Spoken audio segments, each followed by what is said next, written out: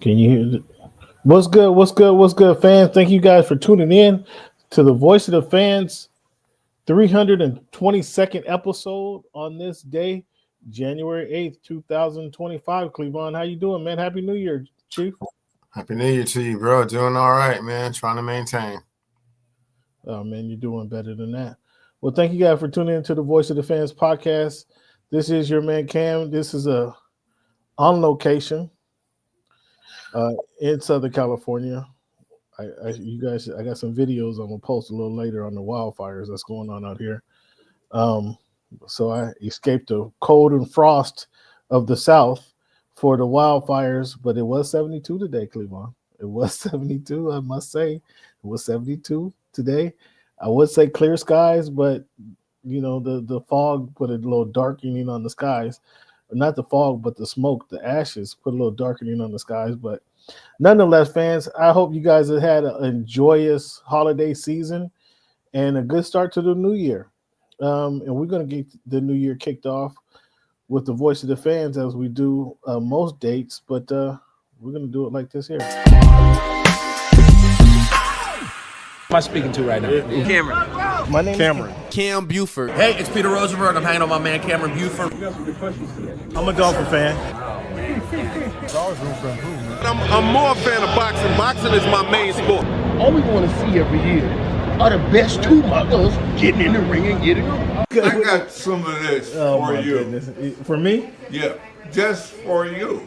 Think about it like this: the promoter pays the fighter, the fighter pays the manager. Okay. So the manager works for the fighter, and the fighter works for the promoter. Okay. So you are lifting weights currently?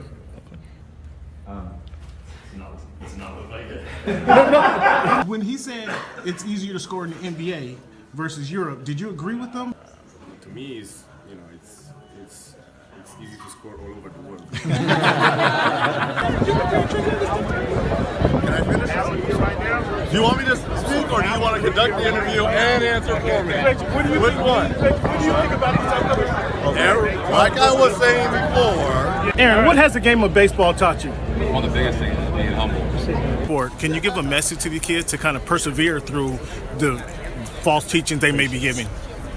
Patience. Okay. Patience. As the show Voice of the Fans Oh my goodness continues gracious. to evolve, Come on, you were adding some spice to it. it is strictly banter back and forth between myself and Cameron Buford. I enjoy all of it. The real ones know what's going on, right? Never mind. Go watch the tape. Go watch the tape, and then you tell me if it was all about just a system. You look like a buffoon. Go do your research. Go do your study. I'm not caught up to you guys yet. I do Real surprised at that, Ken. Hey, come here. It's okay. It's okay. It's okay. Oh, this guy. That's what's good in sports, man. It's the big Snoop Dogg, man. That's what's good in sport. Thank you for making our voice your choice. If you haven't told your girlfriend about the show, tell her about the show. If you haven't told your boyfriend about the show, tell him about the show. If you haven't told your cousin, your uncle, your grandfather about the show, let everybody know about the Voice of the Fans podcast. Hey, man, thanks for making our voice your choice. You know how we do. Yeah. What's good, fans? Thank you guys once again for tuning in to the Voice of the Fans podcast. Cleveland, you been on that Snoop? You heard Snoop got a new album out, I know, right? Had not heard that, Cam. I'm not the new Snoop. I did. My guy. I did hear about the Snoop and Dre little movie on YouTube. I haven't had a chance to watch it yet. Yeah, never mind that. It's a video. It's just a prolonged video is what it is. But fan, thank you guys for tuning in. You see my guy Snoop. Cleveland's not a fan of my guy Snoop. I'm just giving what's up, Snoop? How's it going? Also, Trey Young trying to make me he trying to change my mindset. He trying to make Reggie right because Trey Young, what he's doing, leading the league in assists right now and averaging 30 points a game in like the last 5 games. He's killing right now. But that's another topic we're gonna have to come back to. Cleveland, how you doing, man? How was your holiday season, sir?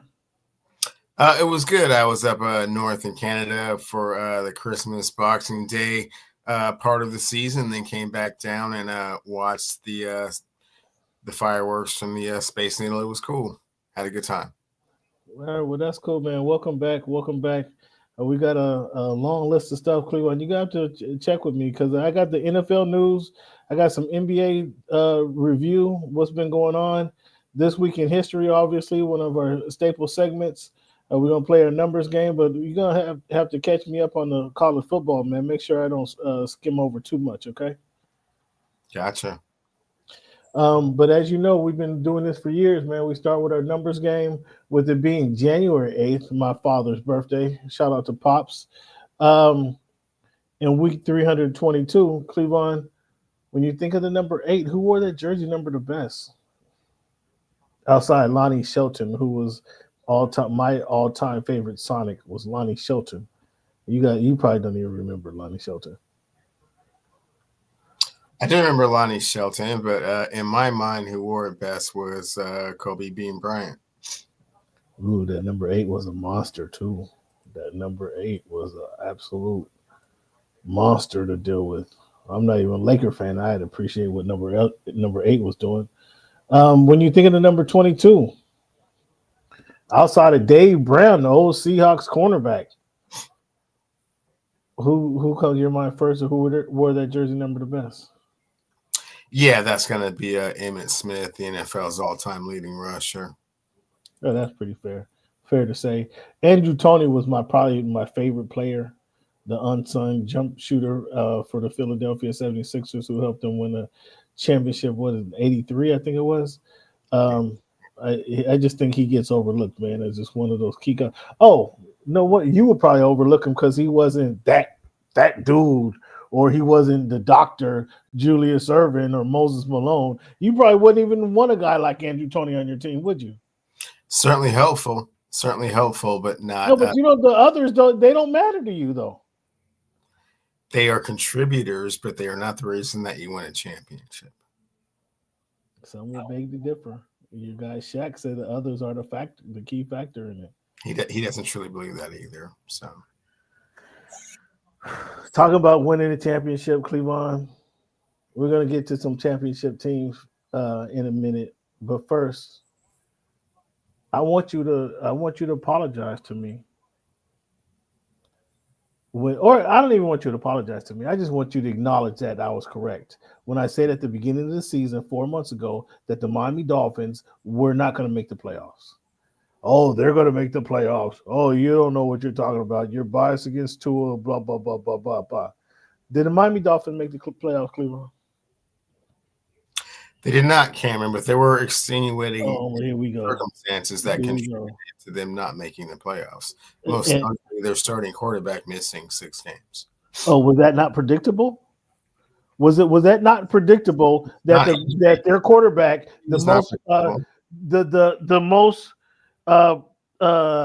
what's the word for it? The most fragile quarterback in NFL history. Was that not predictable that he would miss some games?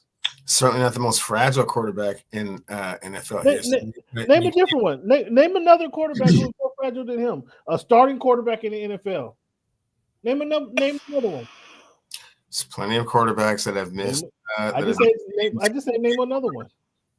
And not that it missed. Tom Brady missed the whole season, all but one game. Joe Burrow. Fragile? Joe Burrow had one of the best seasons that the quarterback has ever had this year. You call him fragile? He certainly did this year, but in years past, he's been a little on the fragile side. Lamar Jackson, a little on the fragile side. Oh, this guy. Again, was that not predictable that Tua, the guy who's had 3 concussions in a matter of 7 months, would be out would miss some games? Was that not predictable? No, injuries are not predictable, Cameron.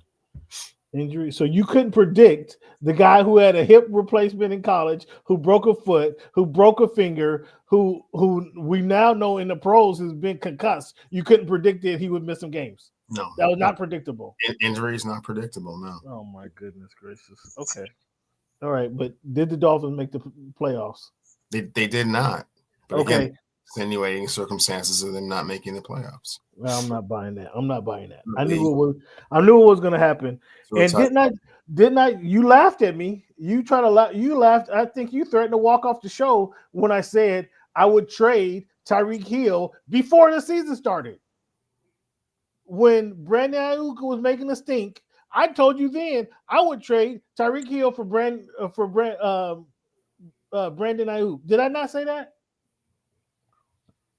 Did I not say that at the beginning of the season? Quite often you say a lot of preposterous things on the show, so you may. Oh, that was preposterous.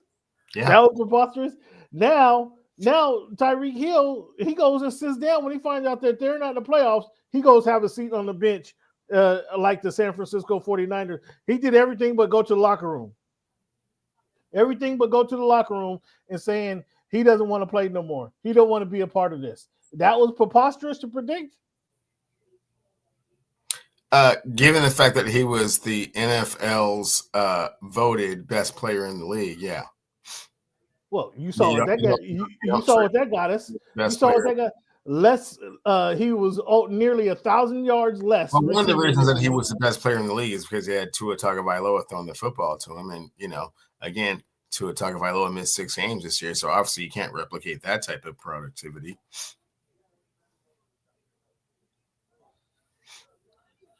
Can't throw the ball yourself. You can't throw the. You love saying that. You love saying that every year. That phrase seems to come right back up. You and Tom Brady ex-wife. What was her name? Giselle Bundchen, or what was her name? You and Tom Brady ex-wife love to use that phrase. Well, he can't throw the ball to himself.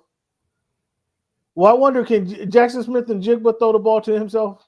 Let's see. I bet he'll like it down in Miami more than up there in the Northwest. What do you think?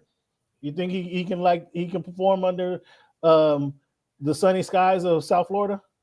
Yeah, we don't need a locker room with DK Metcalf and Tyreek. So those guys can have DK if they want.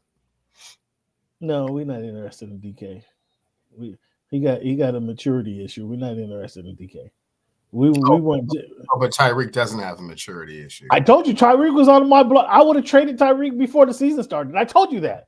In fact, I pinned the article that said a $30 million receiver and a $50 million quarterback cannot coexist.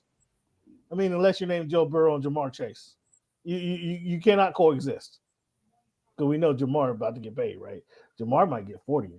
I don't know. He might be approaching on that 40 mil per year for the receiver. And then they're not going to have they're going to play without D linemen next year. I think that was the Bengals just going to play without D linemen. How do you think that's going to go over? It'll go over just fine so long as Burrow is throwing the chase. They'll be just fine. Cleveland, what's your big story of the regular season, man? What's your big story now that the season is wrapped up? We missed a couple games. I mean, a couple weeks with the holidays, obviously. But what is your big story of the season? Your top story of the season? My top story of the season would have to be Sam Darnold leading the Minnesota Vikings to a 15-2 record throughout the play, or 14-3 record throughout the regular season. Now let me ask you. Now that we have a full complete season is wrapped up, a complete regular season is wrapped up. I think I asked you in September. I think I asked you in the end of October. I think I asked you at the end of November. Do you believe in the Minnesota Vikings? No. And you still say no. You don't believe in the Minnesota Vikings? No. Was the resurrection of Sam Darnold, did that have anything to do with the coach on the sideline, Cleveland? Since I know you don't believe in coaching, I know how coaching is a non-factor in your eyes, and it's all the players and what the player can do. Did it have anything to do with the coach on the sideline? Well, Cam, in Minnesota, Sam Darnold was able to get a fresh start. He was able to clear his head. This is not what I asked you. I asked you, was it the coaching or was it the player? That's what I asked you. He had, the second best receiver in the league, and maybe perhaps one of the top 5 receiving cores in all of football. I didn't ask you any of this. I asked you, do you Do you give the coach or the player the credit in this situation? That's what I asked you. And Cam, I'm always going to give the player the credit, but the coach obviously was a major contributing factor to it. Who gets most of the credit? The player. Oh, so you believe in Sam Darnold? So would you take Sam Darnold over Geno? No. So are you upset? So speaking of Geno, the head coach says he wants Geno back. Was it Grubb's offense that you were dancing on the roof about when the season started? You got Ryan Grubbs, and you were so excited, and you saw what he can do in with the Washington offense. Now that he was leading your Seahawks offense, and I told you that offense throughout the year. I pointed out several times. I remember specifically saying that offense didn't look that prolific to me. Was it Geno or was it the offensive coordinator? You know, Cam, for me, it was the offensive line and their inability to establish the run, but their inability to establish the run was predicated on their offensive line not being very good. I am not really all that enthusiastic to go back to 3 yards in the cloud of dust type of offensive scheme, but we'll see what Coach McDonald can pull out of the hat. Do you trust in Coach McDonald? On the defensive side of the ball, for sure. Okay, well, what about the head coach does both sides, right? He is not a defensive coach, is he? Sometimes, most coaches don't do both really, really well. Most coaches have a preference as to where they're the most dominant. And for McDonald, it's clearly the defensive side. So we'll see what type of offensive philosophy he tries to implicate, in his scheme going forward. Did you see enough that now that Kenneth Walker, the third? Did you see enough with him missing games and the emergence of Charbonnet? Did you see enough to give put Charbonnet in the starting lineup next year? No, but I am willing to draft another running back. Wow. And get Kenneth Walker the third. See what we can get from him, second or third. Oh wow! So you're not willing to promote Charbonnet to the starting lineup, but you're ready to put Kenneth Walker the third on the trade blocks? Correct. Yes. Oh my goodness. Oh, that was so weird. So if you're not willing to promote Charbonnet, you're trying to draft or trade for a number one running back? Is that what I'm to understand? I would draft a number one running back for sure. Yeah. Somebody like Austin Genty? Well, I mean, first and foremost, we need offensive line help. So that has to be the focus and the focal point of how the draft goes. But, third, fourth round for sure. Yeah. Start looking at some of those running backs that have fallen in the draft. He's not going to be third. He's not going to be a third rounder. That's preposterous. The Heisman Trophy runner-up is going to be a third rounder. It may not be him. I just said what the Seahawks' priority needs to be is the offensive line. So drafting a running back probably won't come until the third or fourth round. But yeah, I'm all about finding someone else. I don't believe Kenneth Walker III can stay healthy. So your top story was the Minnesota Vikings. Their emergence going 14-3. Are you ready to say the Chiefs are going to three-peat? You didn't want to say it at the beginning of the season. Here we are getting ready to start the playoffs. Are you ready to jump on board? What I've been saying since day one, since week one of the regular season, that the Kansas City Chiefs are going to three-peat. Are you ready to admit this? Certainly helpful getting the 3 weeks off. Maybe they're able to heal up, ease up. This is what I predicted. What do you mean? Certainly helpful. Like we had this conversation. We talked about that. I didn't couch it by saying maybe it's going to be extra 3 weeks off. It's an extra week that you didn't anticipate that they're getting, and that your question it didn't matter. Think they're It didn't matter. It did not matter. 2 ribs, 2-pounder ribs on the Kansas City Chiefs not winning this is what you said on 12/17. So over a month ago, this is what you said. Are you willing to hold to that, or you just want to give me a pound of ribs right now? I'll let you off the hook. You can cash at me some money, some $30, so I can go get me a pound of ribs today. No thanks with the Cash App stuff. But yeah, let's just go with I don't think the Chiefs are going to win the Super Bowl. You want to add a pound of ribs to this? Nah. No? I mean, okay. All right. I'll give you a chance. So that's one of my top stories. I got 3 top stories. Another one of the top stories, and we're going to discuss it a little bit more later, is the MVP race. It came down. I put an article a month ago, fans. You can check out my work on this voiceofthefans.org. My work as well as Cleveland's work as he recaps all the Seahawks games. Josh Allen is the league's MVP. Do you agree or disagree? It's for me, it's split. It could go one of 3 ways. It could go Josh, Saquon, or Lamar. I'm not really quite sure who's going to win the award. But I wouldn't be surprised if Josh Allen, came away with it. Well, I mean, I think they're already engraving Josh Allen's name on it. I think I got that email by the engravers earlier today. They asked me if they should go cursive or really English letters. I say go cursive, man. Just keep it historic. Because Josh Allen, there's no way Josh Allen doesn't win that award. Barkley getting 2,000 was nice. Becoming the 9th player to get 2,000 yards, that was a great achievement. Disappointed in the Philadelphia Eagles for not allowing him to set an all-time record that was established long before most of the players.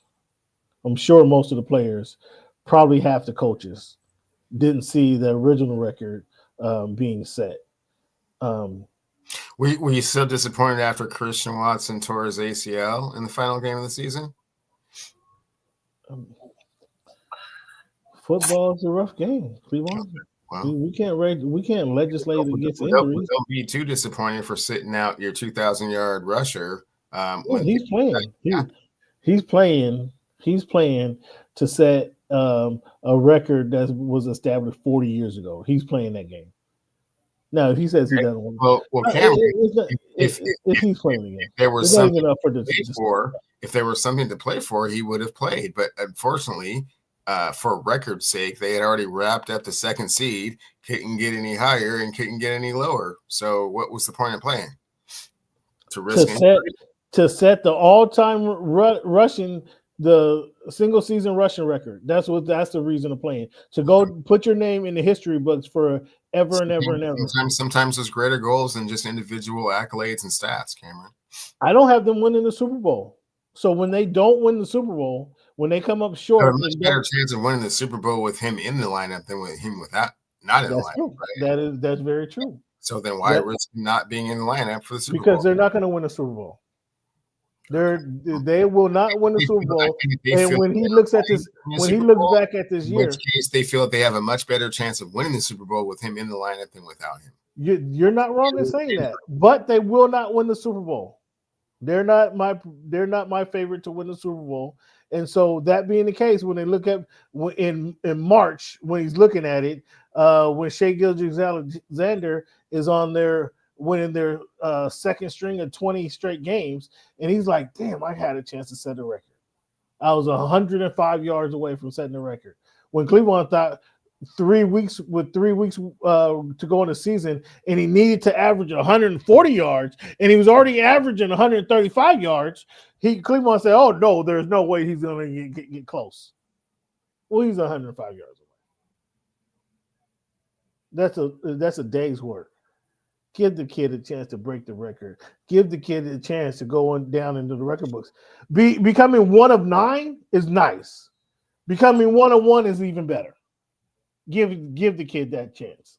I thought the Philadelphia Eagles failed. That becomes not only a record for him, but that becomes a talking point for every offensive lineman that played for the Philadelphia Eagles in the season. That becomes a talking point to them. We helped our guy get 2 206 yards and become the single season rushing record. Now that's all out the window. Now that's all for naught. Now they're going to play. They're hoping a quarterback with the hope he's not seeing stars. Hope he's not seeing birdies flying around his head. They're hoping he'd be ready to play on Sunday. And if he's not, their season's over. That's it. So Josh Allen becoming the league's MVP, winning his first MVP of the season, of his career rather. Saquon Barkley not given a chance, setting the team rushing record, but not getting a chance to break the league NFL rushing record, single season rushing record. And the Chiefs three-peating. They're on their way, Cleveland. I told you this. Like I told you the Dolphins weren't going to make the playoffs. You didn't want to listen to me then. You apparently still don't want to listen to me now when I said probably a week later before they kicked off the 2024 NFL season, the Kansas City Chiefs have the best quarterback that we have seen with our eyes. If you're my age, you've seen Patrick Mahomes, you've seen Tom Brady, you've seen Joe Montana, you've seen Dan Marino, you've seen Peyton Manning play. Patrick Mahomes is the best of the bunch, period. Without question. I'm not even having that discussion with anybody. Patrick Mahomes is the best quarterback we have seen play in the NFL, period. End of story. And he's going to prove it when he wins the third consecutive Super Bowl championship. Cleveland, are you on board or not? I don't think he's going to win his third consecutive Super Bowl championship now. Well, you thought Caleb Williams was going to win the Rookie of the Year award, so you're going to pay. I'm a little disappointed in you too, because you could have paid off that bet, Cleveland, so I could have drove across the country with my full moon barbecue, because we know in no chance in hell Caleb Williams is going to win that award. You could have just paid me off. Why did you want to pay me off? Because that award hasn't been decided yet, Cameron. I only pay on things that have been decided. Do you think Caleb's in the running for that award? Is he going to come up? Is he the runner-up for that award? Have you heard something I haven't heard? Did they announce the winner of that award already? Well, I can tell you it's not Caleb Williams. Okay. Just like any one of our listeners can tell you as well. It's not Caleb Williams. I don't know that 100% for fact. So. Oh my goodness gracious! You think you think Jaden Daniels is not going to win the Rookie of the Year? What I think is the winner of that award has not been determined just yet, so there's no reason to pay on a debt that hasn't been satisfied just yet, or announced for that matter. You're so confident. You're so confident in what you're saying, but you're completely wrong. You know it. I don't know why we're going through the charade like you're not sure. I'm not going through charades, Cameron. If it gets to a point where we get to someone has been determined as the Rookie of the Year, absolutely, I will hit you then. But until Caleb Williams deserve it over Brock Bowers? Cameron, the voters will determine that. I'm asking you, Mr. Cleveland. You've been watching football all season long for the last 18 weeks. Does Caleb Williams deserve the Rookie of the Year award over Brock Bowers? What broke the tight end record for most receiving yards? That's awesome. Yeah. Again, does Caleb Williams deserve it over Brock Bowers? I haven't really studied the numbers in that respect, so I can't really give you a definitive answer one way or the other. Did he have a better rookie season than the guy you love to hate, Bo Nix? I think Caleb Williams had one of the top 10 best rookie seasons. Top 10 this season? You think he had one of the top 10 rookie seasons? Losing 10 games in a row? You thought he had one of the best seasons? Yeah, it wasn't all his fault. Got sacked the most times in the league. Did Caleb Williams have a better season than your guy Bo Nix? Yeah, statistically, he most certainly did. Now, Cleveland, the one who does not want to be statted to death, quote unquote, is going to bring up stats when he's talking about Caleb Williams. This is what you're doing now, Cleveland? Yeah. This is what you're doing in 2025? better season than Bo Nix. Yeah. This is what you're doing in 2025. You're bringing up stats to try to justify Caleb Williams having a better season than Bo Nix. That's what you're doing? Which one of these guys is playing this weekend in the Super Bowl? Caleb Williams or Bo Nix? Bo Nix is playing this weekend. Okay. So how in the possible God's green earth can you say Caleb Williams had a better season than him? Because statistics don't always tell the whole entire story, Cameron. Sometimes they do, sometimes they don't. You're going to make this a tough year already. You strange already. Did Jaden Williams have a better season than Caleb Williams? Jaden Daniels did have a better season than Caleb Jaden Daniels. So now we're down to 2 at least. You don't want to give. Did Drake May have a better season than Caleb Williams? No, I don't think so, guys. The way they both got their head coaches fired, and I believe with that win on Sunday that the Patriots actually leapfrogged the Bears going backwards, so I think they had the 4th pick instead of the first.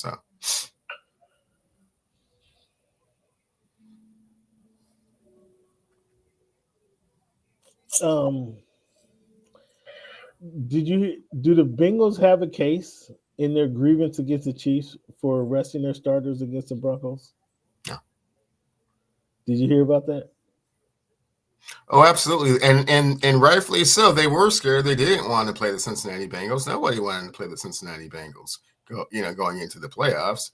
Yeah, I mean, I'm not saying they did it on purpose, but they were already going to arrest their starters. It's not like, oh man, we're not going to arrest them with nothing to play for.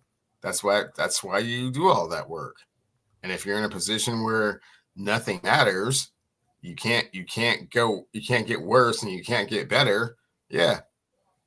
And you're already at the top. Sit everybody.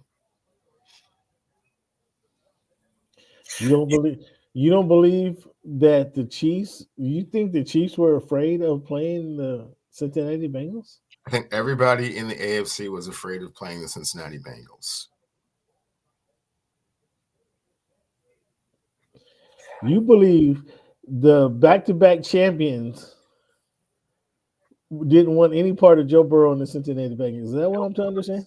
No parts. Well, your guy, Travis Kelce, laughs at what you said.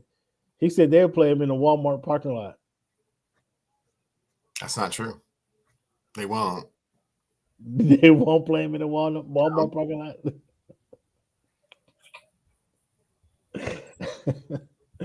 You're hysterical, my man. You're hysterical.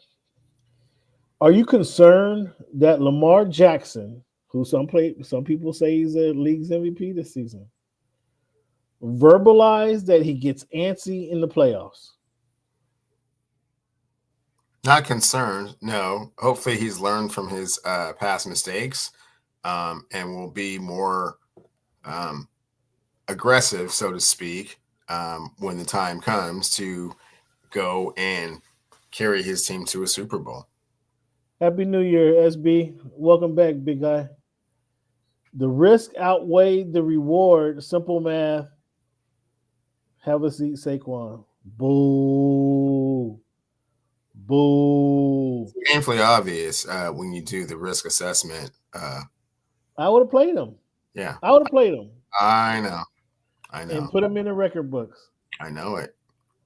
Jaden Daniels would be the record rookie of the year. No, SB, come on, dog. It's already decided. The bet was not who was going to be the rookie of the year. The bet was Cleveland was so convinced. He predicted it. I think he predicted it when USC played their last game last season, that Caleb Williams was going to come in and be the rookie of the year. I think that's when he predicted it. That's why I jumped all over it. So he was even before he got drafted. I want to say before he got drafted, and then it only strengthened his argument when they put all these talent around Chicago.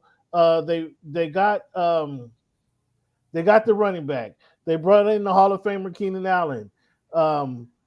They did everything but give him an offensive line. Cleveland was convinced he was a rookie of the year. Now Cleveland should be just as convinced that he's not the rookie of the year and pay his debt. And let me get some full moon barbecue before I left Alabama. That's what he should have did. But he didn't want me smacking on air, smacking on my way on my long drive across the country. Cleveland didn't want me to have a full moon in my belly. That's okay, because I'm going to be up there in the Northwest soon enough. When I got more, it's going to be more than one. It's going to be more than 1 pound of ribs that he owes me for this one. What's good? What's good, Con? Thank you guys for tuning in, man. Appreciate it. Hit that like button, hit that subscribe button. Let us know where you're tuning in from. So you're not concerned with Lamar Jackson verbalizing he gets antsy in the playoffs? I'm a little concerned. That concerns me a little bit. No, I mean, that's just how this generation does. I mean, they speak their mind. They let their emotions and feelings be felt by the whole world. And, I guess he's just, being honest with himself and with others. So long as he can control it, once the moment comes, then it's fine. But he hasn't been able to control it. That's kind of what my concern is. Like, why do you tell people this? So why do you put it out there? Discretions, then he'll be okay. Why do you put it out there now for people linemen to be like, oh, are you antsy now? Are you antsy? After they make the tackle or after they make the interception, now they're going to be, are you antsy? Are you good? Like, why you can't give that type of you can't give that to your opponents, man. That's a bad look. Lamar or Allen, you got to pick one. Get off the fence. Con. Pick one. I think that's he was asking the question, but I would go with Lamar. No, it's Allen. Lamar's had a great season. Yes, there's no argument. Lamar has had a great season. However, he has Derrick Henry in the backfield who rushed for 1,800 yards. He averaged more yards per carry at 5.9 than Saquon Barkley did, who rushed for over 2,000 yards. That takes away. That allows. That was 1,800. It was 1,900. Oh, he rushed for 1,900. Oh, excuse me. Even strengthened my argument. Thank you, Cleveland. How's that strengthen your argument? That he rushed for 1,900 yards? Did Lamar Jackson create a new category that something that no one has ever done in the league before? What's that? Did he? I don't think he did. Yeah, the 4,800 club. No one's ever done that before.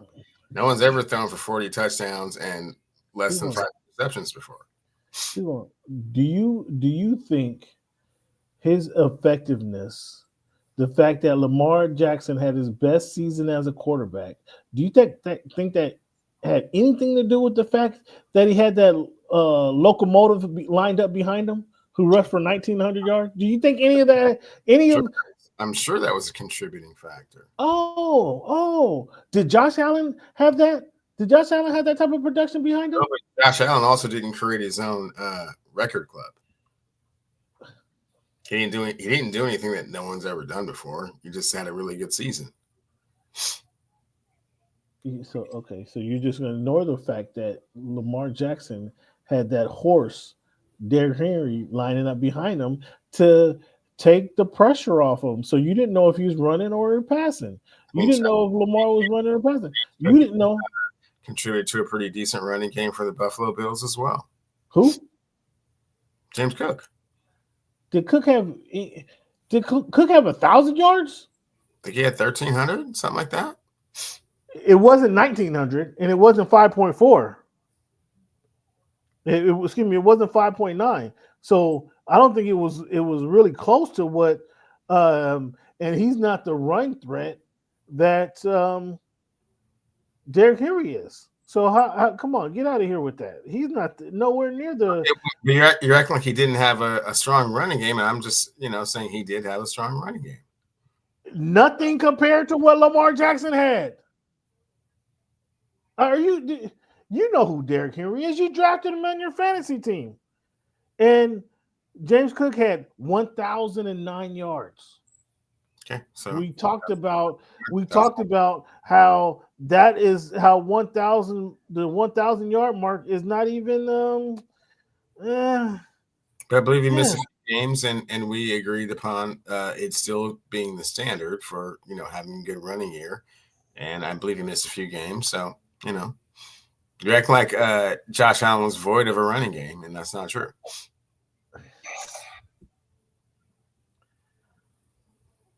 Derrick Henry darn near doubled James Cook's running production. Darn near doubled it. You don't think that had? Do you think when Lamar Jackson lines up and fakes the handoff to the horse, Derrick Henry, that draws in the linebackers and the safety, and then allows Lamar Jackson to break out and run for a bunch more yards? I wasn't aware that having other good players on your team was a criteria for not being the most valuable player. Is that a thing with you? I'm sorry, can somebody chime in here and help me out? How do you not?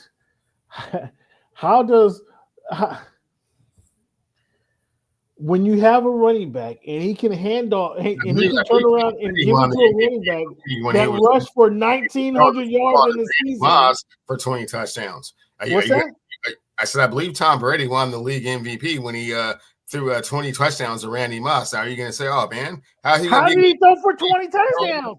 Randy Moss. How did he throw? How did he throw for 20 touchdowns to one player? Do you penalize players for having better players on their team? Not penalizing the guy. You certainly are. What I'm saying is you're diminishing their accomplishments because they play with other good players. That's whack, to say the least. I'm saying somebody who has just as good of a season as that, who doesn't have that same talent, should get elevated versus the other guy. That's what I'm saying. Yeah. So you're basically answering my question. You're penalizing players for playing with more talent. And the defense was better than the Ravens D2. Come on. Oh my goodness. You Lamar Jackson guys just are stuck on numbers and stats. Cleveland, I thought you were better than that. I thought you watched these games. I thought you guys are SB, do you watch the game? Do you know when you can turn and hand it off to a running back who's 6'3", 250 pounds, who gains 1,900 yards? That could be an MVP season in itself. We're not even going there, but that could be an MVP season in itself, him gaining 1,900 yards. Okay? That alone is a threat, and everybody knew that going into the season. The Ravens' running game is going to be tough to defend. When you have Lamar Jackson being able to run the run-pass option with Derrick Henry, that's going to be trouble. We knew that. And with that being said, if Lamar Jackson can now fake it to Derrick Henry and drop back and hit Zay Flowers or hit Andrews down the middle or hit Likely for a touchdown, we knew that's going to be trouble. That's what he did. He took advantage of the tools and the guys that he had to play with. Josh Allen didn't have that same production, that same type of guys with the same production. That's the point I'm making. That's why Josh Allen is my MVP. And I'm not even a Josh Allen fan. Not even a Josh Allen fan. I'm not a Buffalo Bills fan. None of that. Just looking at it objectively, you have one player that has a lot of assistance, and you have another player that doesn't have much assistance. In fact, I told you it would be at the beginning of the season, it would be addition by subtraction by getting rid of Josh Allen's number one talent and Stephon Diggs. Now Josh Allen got a Cleveland. Did I mention that at the beginning of the season? Similar like when Megatron retired, that forced Matthew Stafford now to move the ball around, to hit different players, not to focus on one guy. He had the best season he ever had. I know it hurts you when I break down the league like this, when I break down production like that. I know it pains you, and it's just like, what is it, a chalkboard on your fingernails on a chalkboard, because you hate to hear the facts. You hate to hear the straight facts that I'm giving you. Did I not mention that at the beginning of the season, Cleveland? If I didn't mention it, correct me if I'm wrong. Did I not mention Josh Allen is going to be without Stephon Diggs, going to be like addition by subtraction? He's going to have a year similar to what Matthew Stafford did. Did I not mention that? I thought I spoke about that specifically before the season started.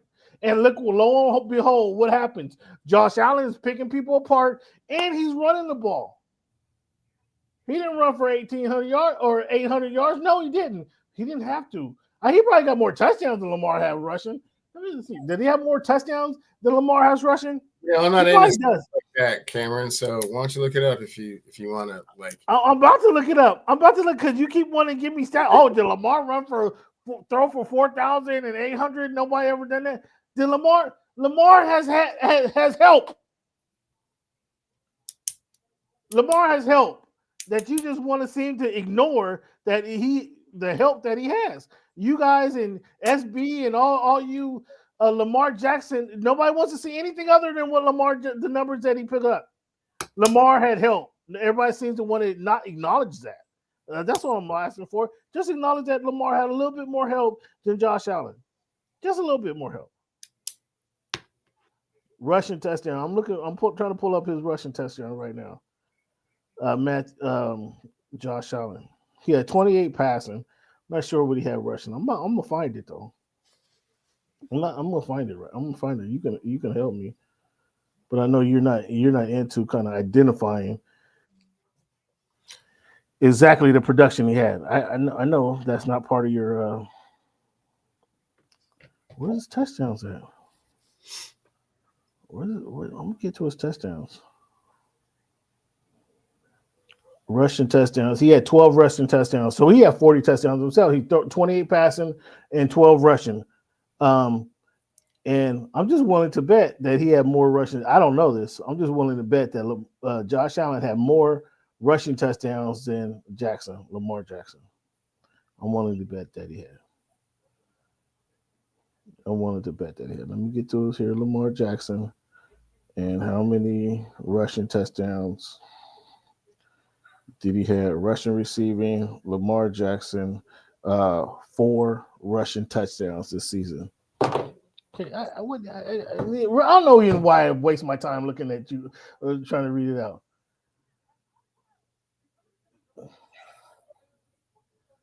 Come on, Jordan. SB, come on, man. Come on, man. I might have to revoke your card. I expect better from you. Was there any question who the best player on that Chicago Bulls team was? Was there any question, SB? Come on now, cut it out. Robin was a great addition, but was there any question of who that was? Come on, man. Sound like a case of Lamar fatigue. I don't know. I don't know. Thank you, Con. I'm with you, Con. I rock with Con. All you other guys, I rock with Con. Yes, Allen did more with less. Yes, he's more valuable doing his team. Thank you, Con. Con. Thank you, sir. Thank you. I understand. Con, with all due respect, the only quarterback that is more valuable to their team than Lamar Jackson with regards to wins and losses is Tua Tagovailoa. And they're sitting at home. It's not even Lamar fatigue, really. It's not really Lamar. Con, we're gonna get to them Cavs. We're gonna get to the Cavs. That was a good win tonight. We're gonna get to them.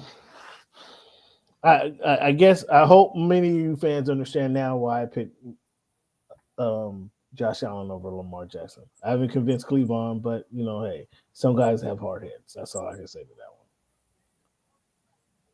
Cleveland.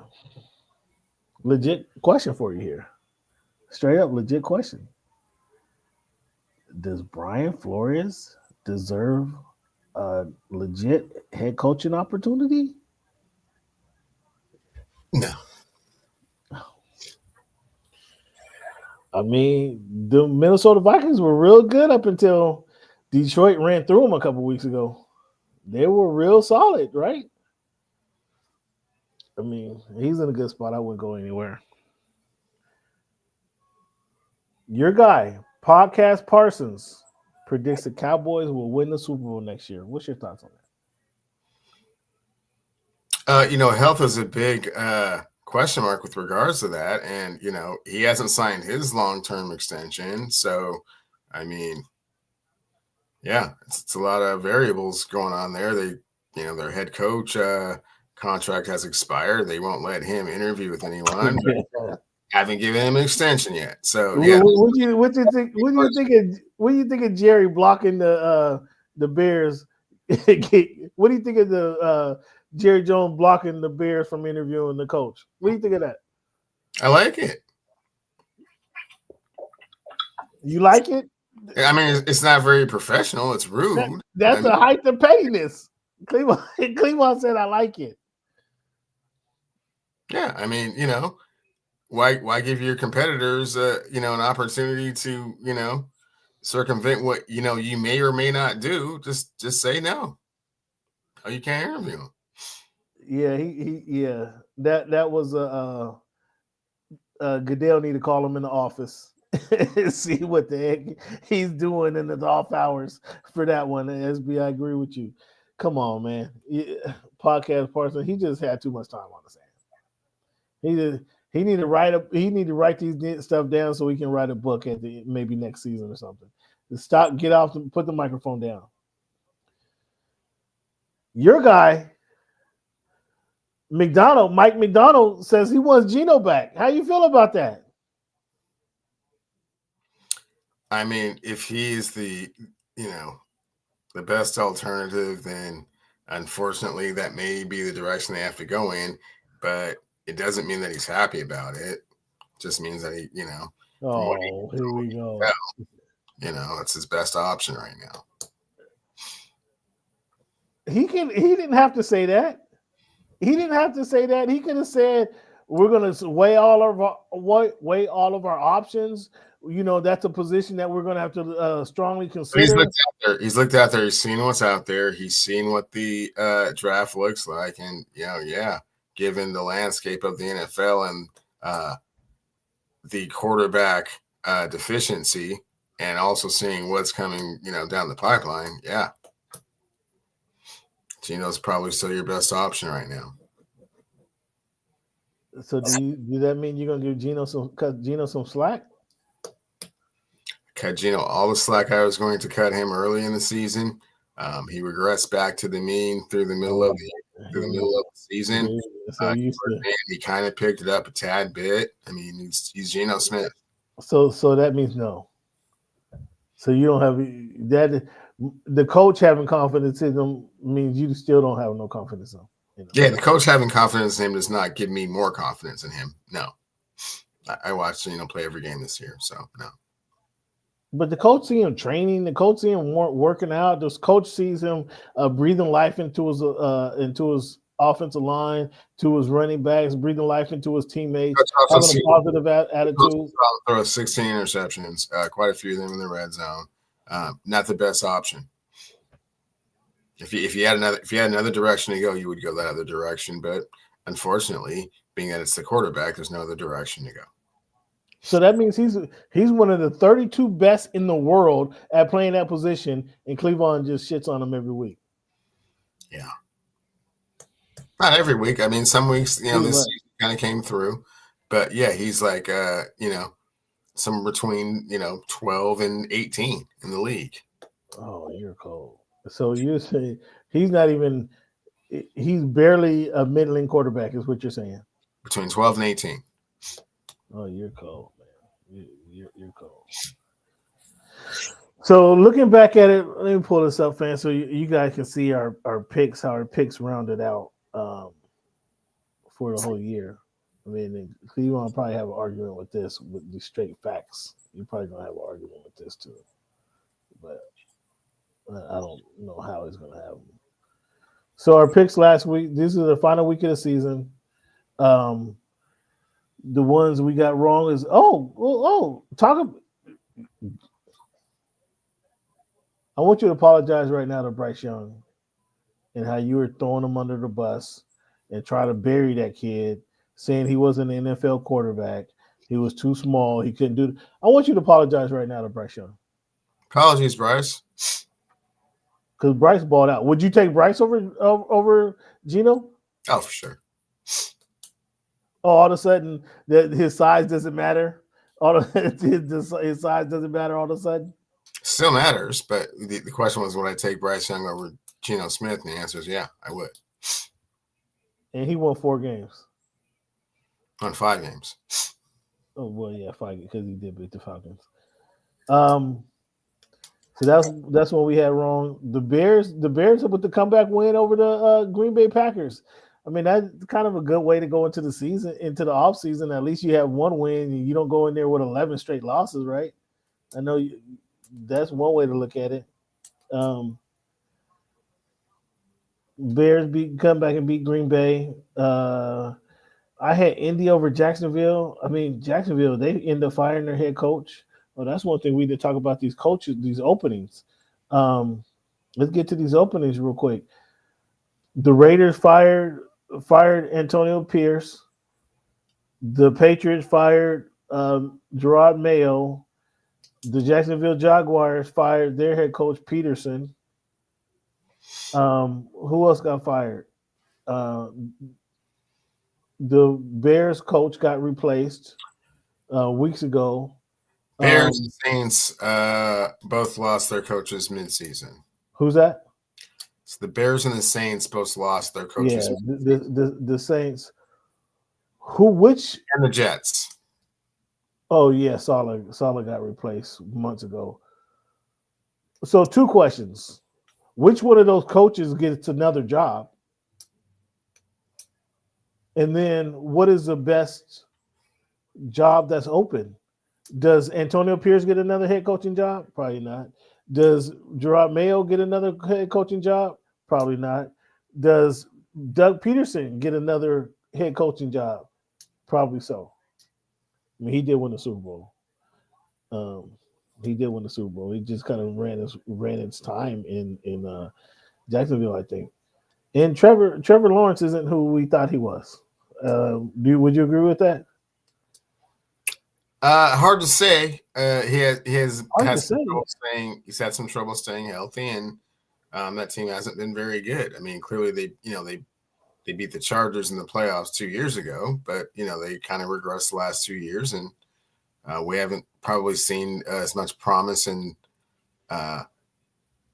success as people may have liked from Trevor Lawrence. But I mean, I would still rather have him than quite a few of the other quarterbacks in the league. You'd rather have Trevor Lawrence than Geno Smith? Oh, for sure.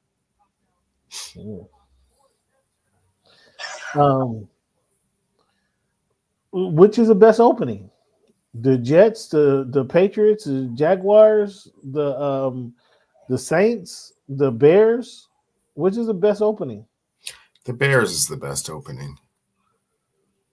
Why do you say that? They have someone they still consider to be a franchise quarterback.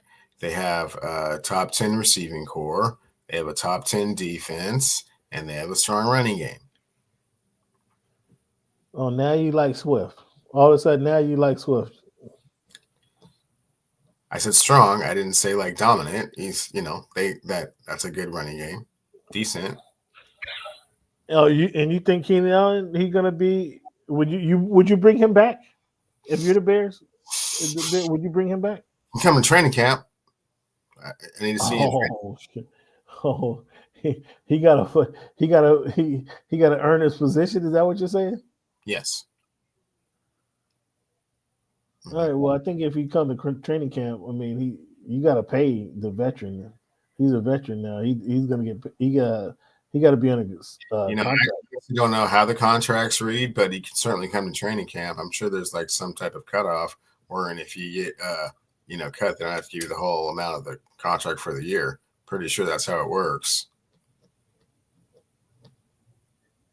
I haven't read his individual contract. I don't know what his contract is. But I think he had at least one more year, maybe 2 more years on his deal when he left the Chargers. I know he's making $20 million a year, and that wasn't really. I mean, when the Chargers let him go or traded him, that wasn't like astronomical for.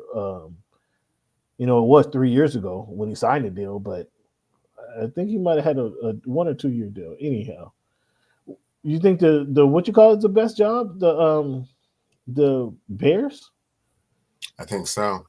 The Patriots, they have a young quarterback as well, and Drake May. They got a lot of salary cap yet to spend, and then they got an owner who's willing to spend as well. You don't think that's a better job than the Patriots or than the Chiefs, or excuse me, the Bears? I don't. I think the Bears are closer to being successful than the Patriots are. Interesting.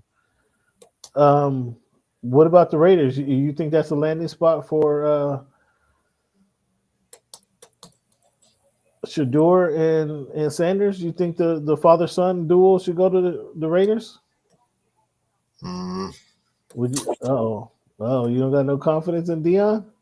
No, I don't really have too much confidence in Deion coaching at the NFL level. No. Why not? He knows how to manage. He's going to be managing. He's going to be managing the squad. It's not like he was coaching in Colorado. What you say? You can't what? Because you can't recruit. You can't always have the best players at every position or very close proximity. But if you bring in good coaches, you don't think coaching? No. Coaching them up?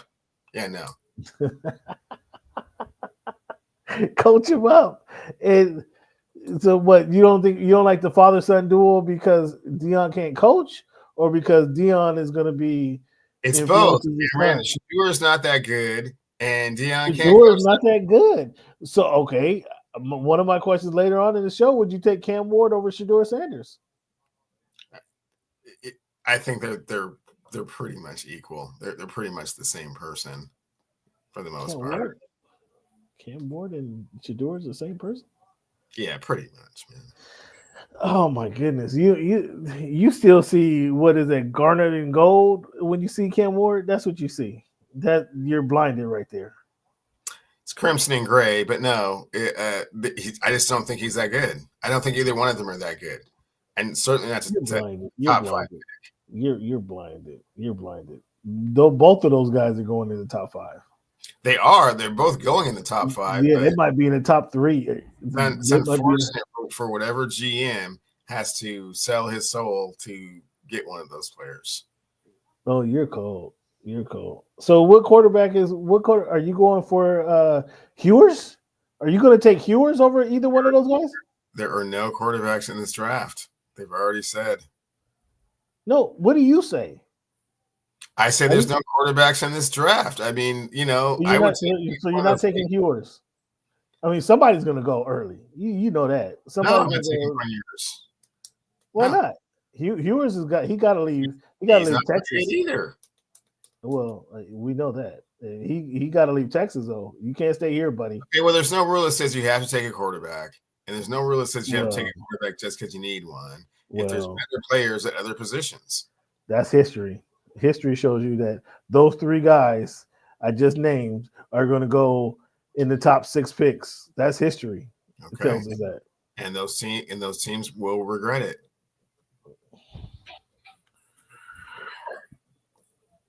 So looking back at our picks, we both had Buffalo, the Patriots, came back and surprised everybody with that win. The Giants lost to Philly, and Philly beat them easily. Should have been a game where we saw history, but we didn't. Tampa Bay, they try in two consecutive weeks. They've been trying to put Baker in the Hall of Fame in 2 consecutive weeks, And I like Baker coming out. I wasn't mad at. I kind of like the bravado that he plays with, the arrogance that he has to play with. But these last 2 weeks, man, come on, it's just been. They've been just doing too much with Baker, like trying to make him change the whole world around. Like, come on, Baker. Baker's an all right quarterback. Would you take Baker over Geno? Yeah. Oh, all of a sudden now you like Baker. No, that wasn't the question. The question is, would I take Baker over Geno Smith? And the answer is yes. Do you agree with me? Were they trying to? Do you see it? Do you see what I'm saying? Were they trying to get Baker into the Hall of Fame over these last 2 weeks of the season? Oh, he was doing what he had to do to get his team into the playoffs. Played remarkably well. No. He didn't have to throw 5 touchdowns to get it in the week 17, and then last week, I mean, credit that was being a good teammate to get Evans that 11,000-yard season to have him set Jerry Rice's record, tie Jerry Rice's record. That was Mike Evans has to be one of the most underrated players in the NFL. Would you agree? Like, I don't underrate him. I have a great affinity for Mike Evans and what he's been able to do and his consistency over time, and first ballot Hall of Famer in my book. Yes, maybe so, but he's like I wouldn't even say like a Marvin Harrison. Like, Marvin Harrison didn't fly under the radar because he would play with Peyton Manning and they won so many regular season games. But Mike Evans has just been like I won't say underappreciated because I'm sure everybody he plays with, he won a Super Bowl, appreciates him, but just underrated. But what Baker did by getting him. He had a $3 million a bonus if he caught 85 yards to get that 1,000-yard season, and they forced it to him all the way into the last play of the game, which I thought was cool. So he's clearly a good teammate. I just think he's been undervalued. It's hard to say, but I just think underrated. Like, he does. If we can name 10 receivers and you're going to name him 7, 8, or 9, right? He's not going to be in the first 5 receivers you name, but he's as good as those top 5 receivers, in my opinion. That's just I just think that's the situation. But kudos to him for getting it done. The Broncos smacked the Chiefs. The Chargers beat up on the Raiders, and San Francisco, I had San Francisco rebounding against Arizona. Arizona came back and won that game. And I did not expect Minnesota to play so poorly against the Lions on that last Sunday night game. Was that last game against Minnesota more indicative of the Minnesota Vikings, or was the previous 15, 16 weeks more indicative of the Minnesota Vikings? What do you think?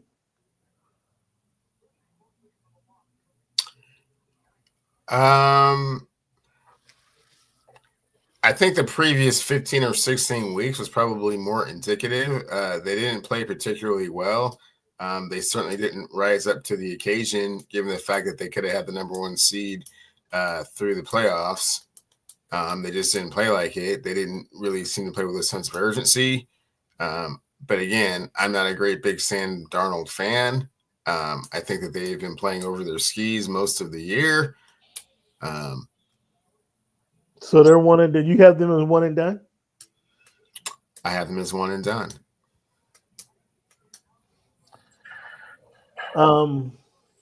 Okay, looking at our picks here. I had Cleveland. What was the score of that game? I took Cleveland in that 17.5. Did they cover? Nope, it was 35-10. Washington. I took Washington and Minnesota. Apparently, only Minnesota I know got walloped in that game. So, you had Arizona, Jacksonville, and Detroit. So Detroit, you got all 3 of them, huh? So all three picks. So finishing our year for the pick segment. Can you see this, Cleavon? Will you let the people know who actually won the combined picks? Picks against the spread, Cleavon. Look at that. You have to be surprised at that. I was just shy of 60%. I didn't know we were finished. Are we finished here? Or are we just doing the regular season? We're not carrying it into the playoffs? Well, this is the regular season number. So there'll be one regular season also. Oh, okay, so it's not over then. Oh, listen, see, fans, this is funny. He doesn't acknowledge the regular season. Like the regular season didn't happen. Is that what you're saying? I'm asking. We'll have a separate number for the playoffs. Cameron, I played through the tape. I mean, is this where the tape is? We'll have a certain number for the playoffs. We'll have a playoff, prediction. Oh, well, I mean, yeah. Well, let's not even do it then. I mean, if we're gonna have a different number for the playoffs and a different number for the regular season, no point in that. Man, you guys hear this mess? So then, if I say, okay, you won this confidence pick for the season, you just ignore that because we're not done yet. Is that that's your response going to be? Correct. That would be my response. Yeah. Oh, BS. That's BS, fans. That's BS. But I got time to catch him since he want to add the playoff numbers into it. I got time to catch him, which I'll have no problem doing. No problem catching him. Because you see, I got 4 to 5 correct. He only got 3 to 5 correct. It just happened to be the large numbers that he got right. I have no problem catching him. And if you want to give me this another couple of weeks to catch him, it's a done deal, fans. Done deal. So that was our picks for this year. Please get your picks in by 11:59 this evening because my picks are already in for next week. So no, here's our picks for next week right here. Oh, so you did pick? Oh, okay. So it's surprising. You mimicked me except for the last 2 games. Oh, okay. So I mimicked you. So I want to know what CJ Stroud. He's concerned. How do you didn't pick him in the playoffs? I'm concerned. You went with Justin Herbert and Harbaugh over CJ Stroud. He's lost his 2 and 3 receiver. Yeah, I'm concerned. And what Mike Tomlin? I mean, Mike Tomlin, all this talking all season long. In fact, who you said Baltimore wasn't going to win their division. And I think they won their division, did they not? They did. Russ regressed back to the mean, unfortunately. Oh, you're blaming on Russ. Russ and Pickens. Why didn't your head coach put the young kid in the game? Let him get some burn. What young kid? The quarterback, Justin Fields. They tried that already. It didn't work. No, wasn't he like 4-2 when they put Russ in the game? And they won six straight games. I mean, what are you talking about? It's not a quarterback controversy over there. Justin Fields is not the answer. The controversy is whether Russell Wilson will be the starting quarterback next year. Really? They're not going to win this game. So the question is, are you going to run it back with Russ again, or are you going to try and find a different alternative at quarterback? It's funny how all this you turn on Russ, but the head coach had no factor. Tomlin has no factor in this. Other than the fact that his hands are tied with regards to who the quarterback is. I mean, he tried. How is his hand tied? He picked these guys. He picked these guys in the offseason. Both out. Justin Fields is not the answer, and pretty much not quite sold that Russell Wilson is the answer. There was that stretch where it looked like they were awesome. Pickens missed a couple games. He hasn't been able to find his rhythm since Pickens has been back in the lineup. It's unfortunate. A lot of excuses there, boy. A lot of excuses I heard right there. We both have Buffalo over the Bills. I just don't think Sean Payton and the rookie quarterback is ready to contend with what the Bills can do. Packers and the Eagles, I actually think this is going to be a good game. It's 4.5 because they're in Philly. As long as the quarterback plays, Justin Love or Jordan Love, as long as he plays, did Jordan Love regress or did he give you the season he expected? Like he had an up and down year himself. Regress is hard to say, but I don't think he I don't think he gave us the season at least I was anticipating. I think maybe the season I was expecting. I mean, certainly there were a few games he missed with injury, but no, I thought they battled to the end and played the tough teams really tough. 27-25 against Vikings last week. Was throwing hands with the Lions. I mean, that's all you can ask for. So these two teams open up the season in Brazil with the Eagles. I think the Green Bay actually won that game, didn't they? At the beginning of the year? Eagles won that game. Eagles won that game, you sure? Mm-hmm.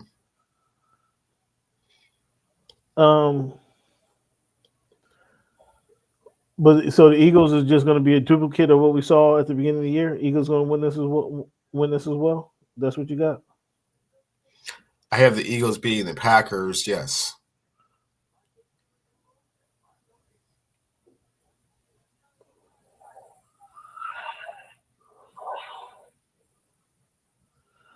Okay, and the Commanders. Can the Commanders get the Bucks? They can. I think that the Bucks are probably the most vulnerable team at home, but I think that the way that Baker and that offense has been playing lately, that they have more than enough to get the Commanders. No, I shouldn't say more than enough, but I think they will win that game. Okay, so what are we looking at? A 17-14 game? No, those guys like to score a lot of points. It's going to be a shootout? It's going to be a shootout? 28-35? I think more like 33-31 type of thing. That's what I'm feeling. Oh, you got a must-see game, huh? I think it's going to be a back and forth type of seesaw type of thing. Well, interesting. And the Vikings play the Rams. The pupil versus the teacher, the mentor. I think this is going to be an easy game for the. It has the lookings of an easy game for the Rams, but I'm picking the Vikings.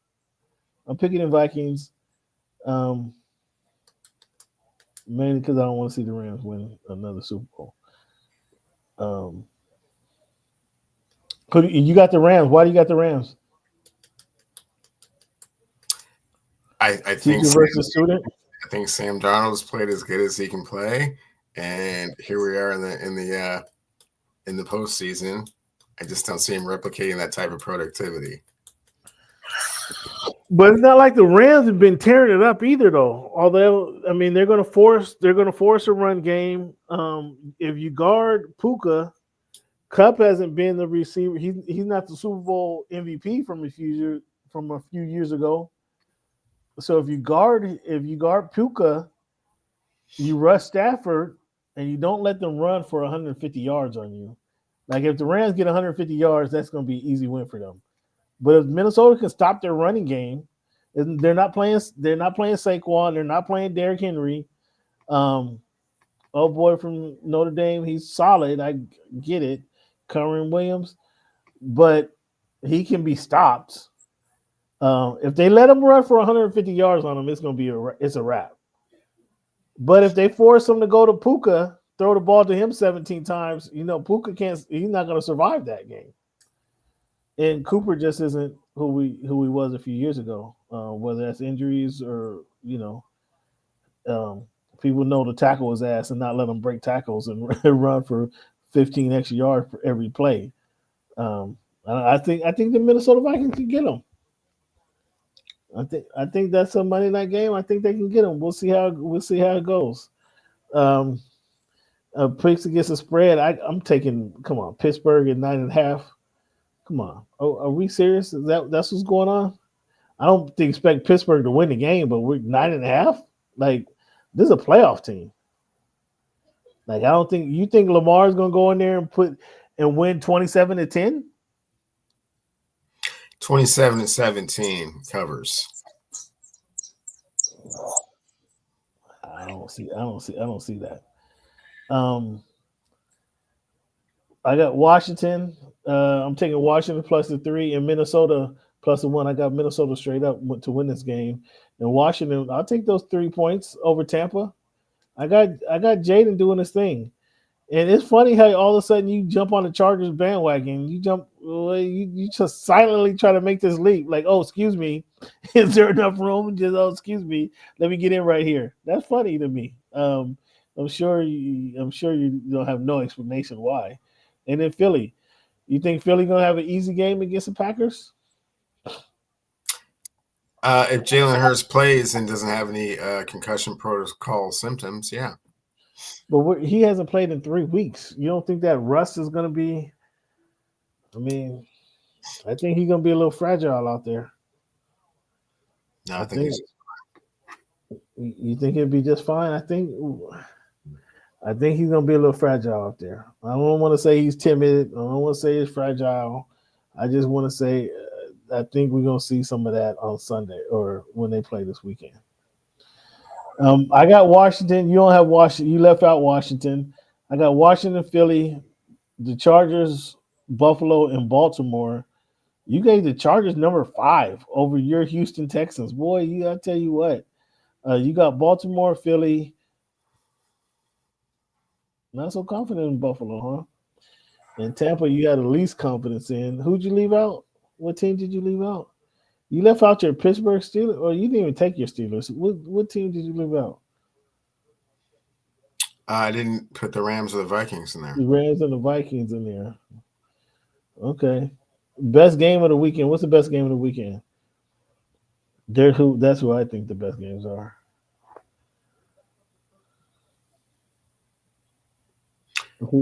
I think the best games of the weekend will be the Vikings and the Rams and the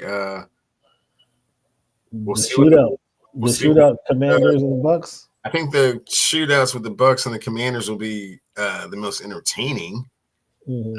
I kind of feel like Buffalo might just run over the Broncos, but Josh Allen has a tendency to do Josh Allen things in playoff games. So the best game I'm going to have to say is going to be the Vikings and the Rams.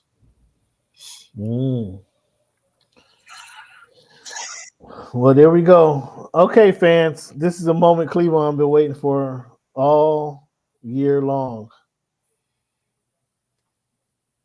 And fans, I sadly don't know how this happens. Well, I do know how it happened, actually.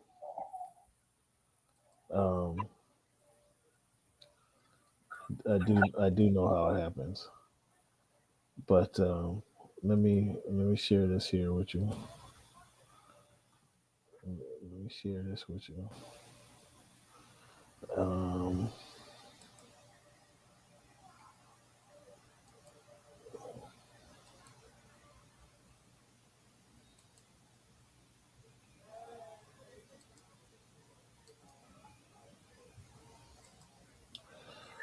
All right, the floor is yours.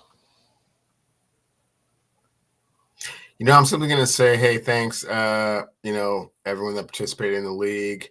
Now you're trying to be Mr. Modest. And I'm going to resurrect the character of the lunatic fantasy football owner in a 4-part series that chronicles my journey to the championship throughout the season is on the way. The first installment should be ready next Wednesday. Stay tuned. How many times have you went? Was this your first year in the Voice of the Fans Fantasy Football Championship? Was this your first year in it? Was this my first year in the league? No. How many years have you been in the league? Better question. How many years have you been in the Voice of the Fans Fantasy Football League? 3, 4 years, 4 seasons. 4 seasons. Was this your first season in the championship game? I don't recall.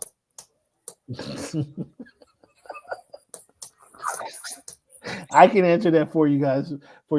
Yes, that was his first year. I myself have been in the championship game multiple times. I believe it's only one other time, and that's that year. That's multiple. That's previous year and then this year. That's that year you traded Jerry Rice and Steve Largent for Justin Jefferson. No, we all remember that. Everybody's allowed to make trades, aren't they? They certainly are. Isn't the whole league allowed to make trades up until the deadline? They absolutely are, Cameron. Like I said, Steve Largent and Jerry Rice for Justin Jefferson, it sounds a little suspect to me, is all. Which is why, fans, we had to actually implement a rule that every trade has to be reviewed just so nothing ridiculous like that can ever happen again. Most fantasy football leagues don't actually have those kind of rules because everyone kind of has a certain type of etiquette with regards to making trades. But we had to actually implement a rule to govern ourselves from the type of hypocrisy that was going on.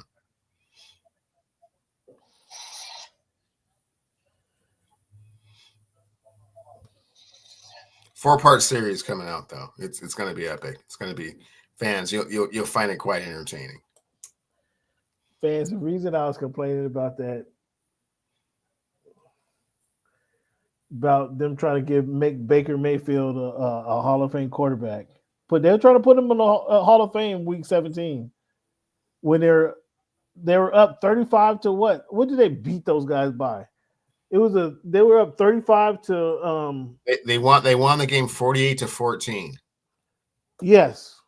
Late in the game, late in the fourth quarter, they got Baker Mayfield throwing touchdown passes instead of running the ball. And they run the ball with Irving, who was my running back on another fantasy football league that I happen to win anyway. But Baker Mayfield doesn't. What did Mike Evans, who you had on your team, he got 3 touchdown passes that game? Cam, that's so long ago. I don't remember exactly how it all transpired. I just know that I won the chip when as I start to extract all the the details and statistics from the season. Well, don't leave that part out. How about that? Don't leave the part that they were trying to get Baker Mayfield in the Hall of Fame. I'm not necessarily going to go with your synopsis of what happened. It's it's from my perspective, but if you want to blame it all on Baker Mayfield, that's entirely up to you. I mean, that was that. He was throwing to your court. I believe you were up 72-0. After the first 2 games, I think you're up by 50 points going into the final game. But when your quarterback is throwing, he just continuously threw the ball to your wide receiver and come on. Yeah, well, that's what they do, Cameron. That's why they're in the playoffs. Oh my goodness gracious! Yeah, I knew. It's because of, Mayfield to Evans. Yeah, Mayfield to Evans. One you really like Baker. That you felt comfortable with because it didn't benefit you, but it certainly got them in the playoffs, right?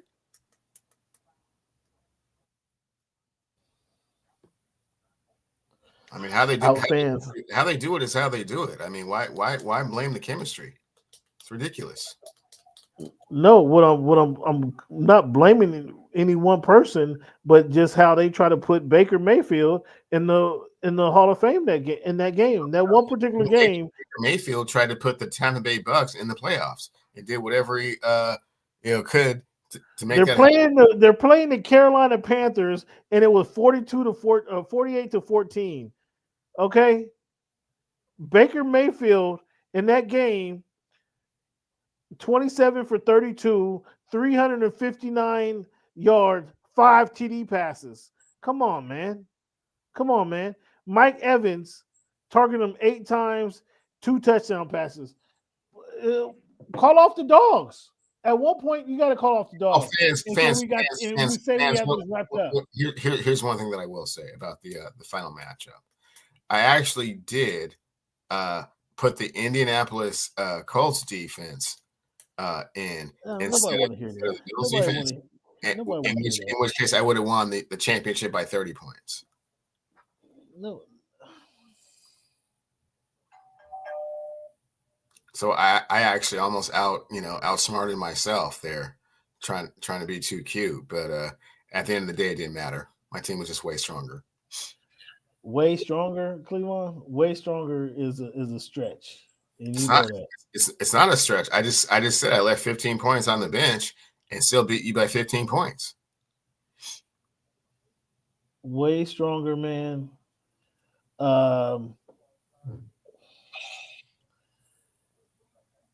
Who didn't perform for me that game? I mean, my kicker gave me 0 points.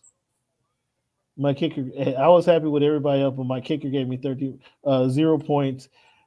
Jefferson and Addison had a mediocre game. They didn't have a standout game. Derrick Henry gave you points. Oh, and that was the game they gave Williams for Detroit. Jameson Williams running the flea flicker. They run the flea flicker. He gets a touchdown. Jared Goff throws a bomb to Jamin Williamson. They try to make him a Pro Bowler just on that one game as well. I was disappointed in that when they're playing the San Francisco 49ers, who just beaten and depleted. And I'm so sorry. What did Brock Purdy do or not do for you? No, I didn't. Brock Purdy did. He actually did, a serviceable job throwing the ball to George Kittle like he's supposed to.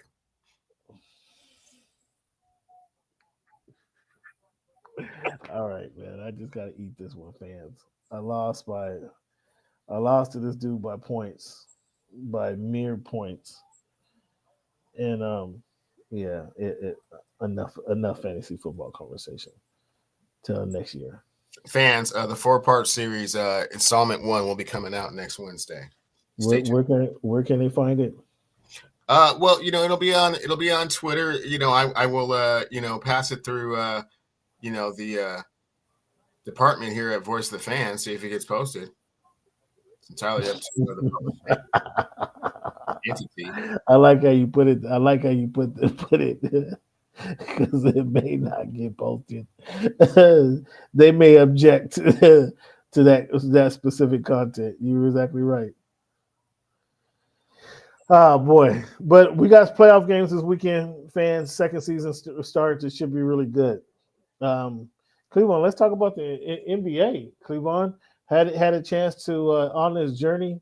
I left Alabama last week, went from Alabama to Dallas to Oklahoma City, and got a chance to see the Oklahoma City Thunder, who I picked to win the Western Conference and the NBA championship this year. When against the Clippers, they won their 13th game. Then they went on to beat the New York Knicks and the Boston Celtics. Tonight they face the 31-4 Cleveland Cavaliers, who they lost to. They lost to the Cleveland Cavaliers. Cleveland. Now I asked you weeks ago, do you believe in the Cleveland Cavaliers? What you tell me? No. I asked you weeks ago, Cleveland, do you believe in the Oklahoma City Thunders? What you tell me? No. So the team number 1 in the Western Conference, number 1 in the Eastern Conference, Cleveland doesn't believe in either one of these guys. Why don't you believe in the Cavaliers, Cleveland, who just beat the number 1 team in the Western Conference, by the way? Because their best player is Donovan Mitchell. What did Donovan do to you? Nothing. And why don't you believe in OKC? Not mature enough just yet. They don't have enough scabs? Is that when you say not mature enough? I mean, they seem to be focused on the floor. They don't have enough heartburn with heartache. When you say not mature enough, explain yourself. Yeah, clearly SGA is, a baller and quite possibly almost in that conversation to be, that dude. Very, very, very close, man. Almost in that conversation? What does he have to do to get there? That's a breakthrough. So he can't do it until he does it. So when you say until he breaks through, and then you'll call him, you'll certify him? Right. So no foresight. You have no foresight is what I'm hearing. I don't think him and Chet are ready to get to the NBA Finals. No. I mean, there's more to him and Chet though, Cleveland. This is what you're not. Starts with him and Chet. You already know how I feel about how you win a championship. So it starts with him and Chet, and then you can throw in your Dorts and your Hartensteins and your Williams brothers and all that stuff. Starts with Chet and SGA. Well, okay. Chet hasn't played for 20 games. I know. Better get him back out there before you even start to think about getting to a championship.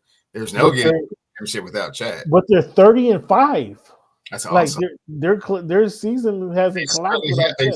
Great games against the Wizards and the Pelicans and the Toronto Raptors, Utah Jazz a couple times. 30-5. The Pacers without Tyrese Halliburton, Sacramento Kings a couple times in there, Portland Trailblazers. 30-5, Cleveland. 30-5. Don't you have to play the people who's in front of you? Sure do. Chris Middleton no longer starting for the Bucks. Good call by Doc. Yeah, I'm tired of hearing about Chris Middleton. You know, is it just get out, just leave? Oh. Well, he's been injured. He hasn't recovered from an injury. I say the same thing about Kawhi Leonard, man. Just how many times are you gonna hear about injuries, man? I hear about injuries for 3 and 4 seasons, man. Get out, just leave. Oh my goodness! So when Kawhi comes back, when he came back on Saturday against the Atlanta Hawks, the Clippers were up 30 points. Okay. They had 6 players in double figures. Mm-hmm. Okay. Kawhi allowed them guys to, he just breathed, his mere presence just breathed life into those Clippers. Mm-hmm. And you still want to disparage what Kawhi Leonard brings to the court? Yeah, I mean, it's not going to be, very often. I mean, where is he at today? Well, I don't know if you heard, but there's some significant fires, and the fires happen in the rich people neighborhood. Just so you know, guys, in the Pacific Palisades off the coast. There's no rain in Southern California. They don't get enough rain, so those houses and homes over there, though they have the most spectacular views in all the world, they're in a fire zone, and so Kawhi Leonard has to go tend to his family. You got a problem with him tending to his family? Oh, I'm so sorry. Was he the only player or coach affected by the wildfires? It only hit the Leonard house? Is that what you're saying? No. It only impacted the Leonards. No, it actually didn't. Okay. So I guess I don't know where you're going with this then. He felt it necessary to. Okay, so if it was just the Leonard cul-de-sac, then I'd be like, oh, okay, well, yeah, I can see it, but I think it affected everybody. A lot of people. It affected a lot of people. But he took it, and he wanted to go focus on his family, taking care of his family. You got a problem with that? Management up there? Is that what you said? There was some load management. There was some load management going on up there. No, he's taking care of helping his family evacuate the premises. Is he lifting boxes? I mean, what is he doing? I mean, he might grab the water hose. He's directing traffic out of the fire zone. I mean, what is he doing? He might have grabbed the fire hose and got the fire truck and helped, and help save the community. And at $50 million a year, he can't hire someone else to do that while he's playing basketball games. Oh my goodness! You see, fans, what I'm dealing with over here. Zion Williamson came back, scored 22 points in his return. Did you see Zion? I did not, but then he rested the very next day, right? Very next game. Well, it's a back-to-back, Rested. Okay. Yeah, coming off of 3 months off, back-to-back games. Off of that hamstring. You can't expect him to play back-to-back games. No, right away. And then he rested. So I mean, it sounded like that first game. Felt good. Got a good run, 28 minutes or so.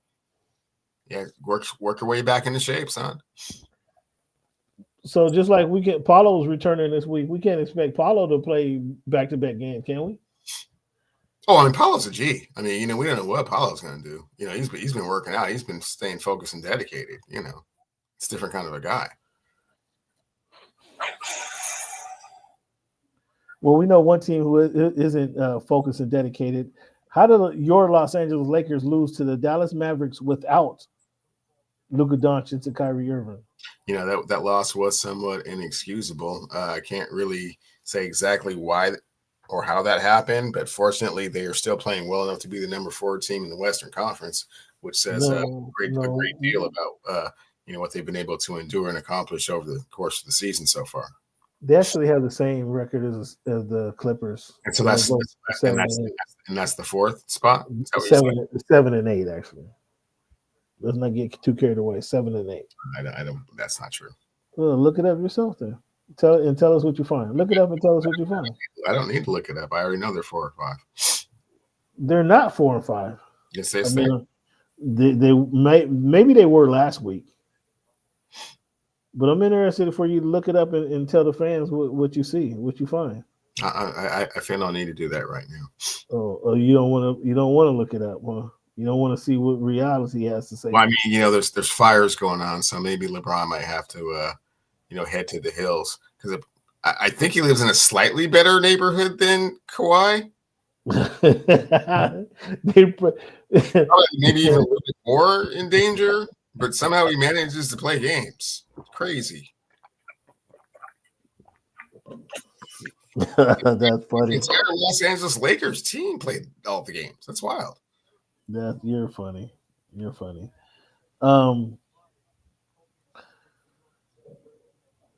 What's the best spot for Jimmy to land? Now, we talked about it last season when Pat Riley said what he said about if you're not playing, I think you should shut up. And then Jimmy came back and he didn't have anything to say then. And Jimmy just sat back and waited for the right time. They asked him if he felt joy.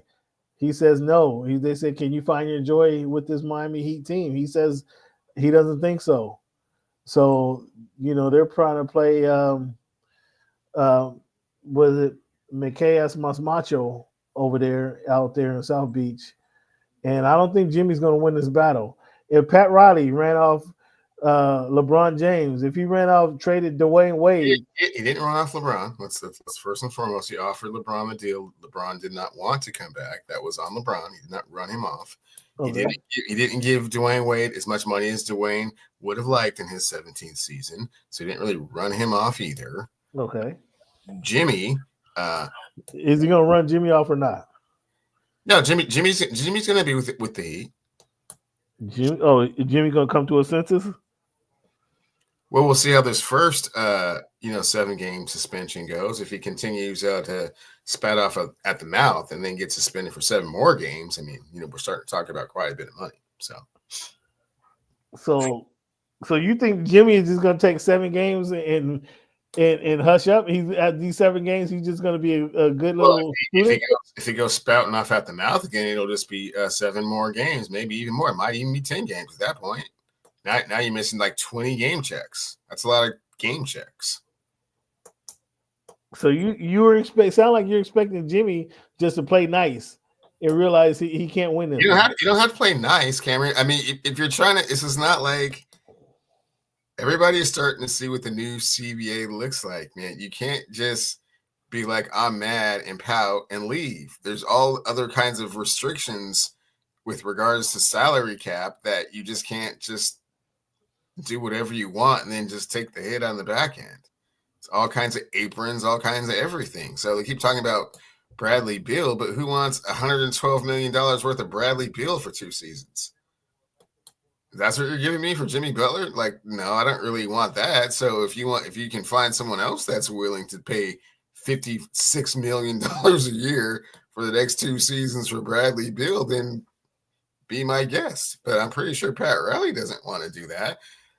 Jimmy Butler would love to go to Dallas or Phoenix or, some other incredible contender. But so what? What are we getting in return? So you got Pat playing hardball with Jimmy, another superstar. Yeah, we'll listen. We'll listen. Wow. Wow, that's interesting. I mean, Pat Riley hasn't won. Well, Pat Riley hasn't looked good in this situation. I'll say that. Jimmy obviously is not looking too professional in this situation. I'm not sure how. I'm with you. I'm with you. I'm not sure how much Jimmy has left, and I'm not rushing to pay him $52 million a year to see what he has left. If I'm the Warriors, the Suns, or even Philly, I'm not rushing to do that because I don't know how much he has left, how much winning basketball he has. Because if he actually was playing, Miami would be in a better situation. But he hasn't played, and he is not. I don't want to say refusing to play, but there's some of that was injury. But he hasn't played, and it doesn't look like he want to get out there and play every day. From what because he doesn't have his joy, as he puts it. So I'm not. I don't know. I'm not expecting much out of Jimmy. But I don't know. I know if they suspend him again, or they suspend him another 7 games. I don't think that's going to go over too well, and I don't expect Jimmy just to just take his punishment lightly. I think he's going to be causing a stink, and especially coming around. I'm so sorry. How do you take your punishment when you lose $20 million? I don't think he's just going to take it again. He already lost $20 million. No, not yet. Well, with the suspension, 20 yet. Another suspension, he'll get to $20 million. So you sound like you expect Jimmy just to shape up here pretty quickly. I expect them to field trade offers, and when the best offer that they can get back is Bradley Beal, with 2 years and $112 million left on his contract, they're going to say, no, we're not going to do that. So they'll have to add a third team. But unfortunately, Bradley Beal is one of 2 players in the NBA that has a no trade clause in his contract. Yeah. So he has to be willing to go to that third team. So, yeah, it's going to be hard. Sacramento, do you get Sacramento involved? Do you send Bradley Beal to Chicago for Levine? And that depends on Bradley Beal, huh? Yeah. He has no trade clause in Scottsdale for Sacramento. How about no? I'll play 2 years with my $56 million right here. Scottsdale for Chicago? I mean, in February? No. So Brad, so you're saying Jimmy's going to finish the season in Miami? I'm saying they will try and work it out. If nothing sounds positive, then yeah, you'll just have to take your $40 million and stop pouting about it. Okay. Or take 20 and keep pouting.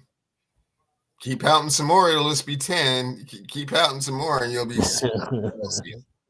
I just don't expect Jimmy to be. When is Jimmy? I don't expect him to drink his big cup coffee in the corner and just shut up. Okay, well, that hasn't been his MO thus far. So he finds his joy around February, March. Sitting out. he said he gonna find his joy in the bank. 9th place in the Eastern Conference, but he finds his joy then. Just been missing the team in the locker room and the guys. Yeah. We'll see how this works. We'll keep an eye on this one. Fans, next week we'll review our predictions from. I got them right here. Our predictions for this NBA season. We will review those and kind of compare them against how things are shaping out. Just as a quick note, our 2024 Cleveland. I'll show the fans this. Our seedings going into this year. You guys can see where we are, or what we predicted versus where we are, and then we'll have more discussions kind of on our predictions. Can you see this? So in the Western Conference, I had Thunder, Timberwolves, Grizzlies, Mavericks, Nuggets. The Timberwolves have dropped off already. So Grizzlies, Mavericks are hanging around there. The Nuggets are roughly up in there. I had the Clippers way down at 10. As you see, I didn't have any Lakers. Cleveland, you had Timberwolves, Thunder, Nuggets, Mavericks, Kings. So you do have some belief in the in the Thunder and what they can do this season. In the regular season, correct, Cameron. I certainly do. Okay. I think they could be a 1 or 2 seed for the regular season. Oh, and just drop off.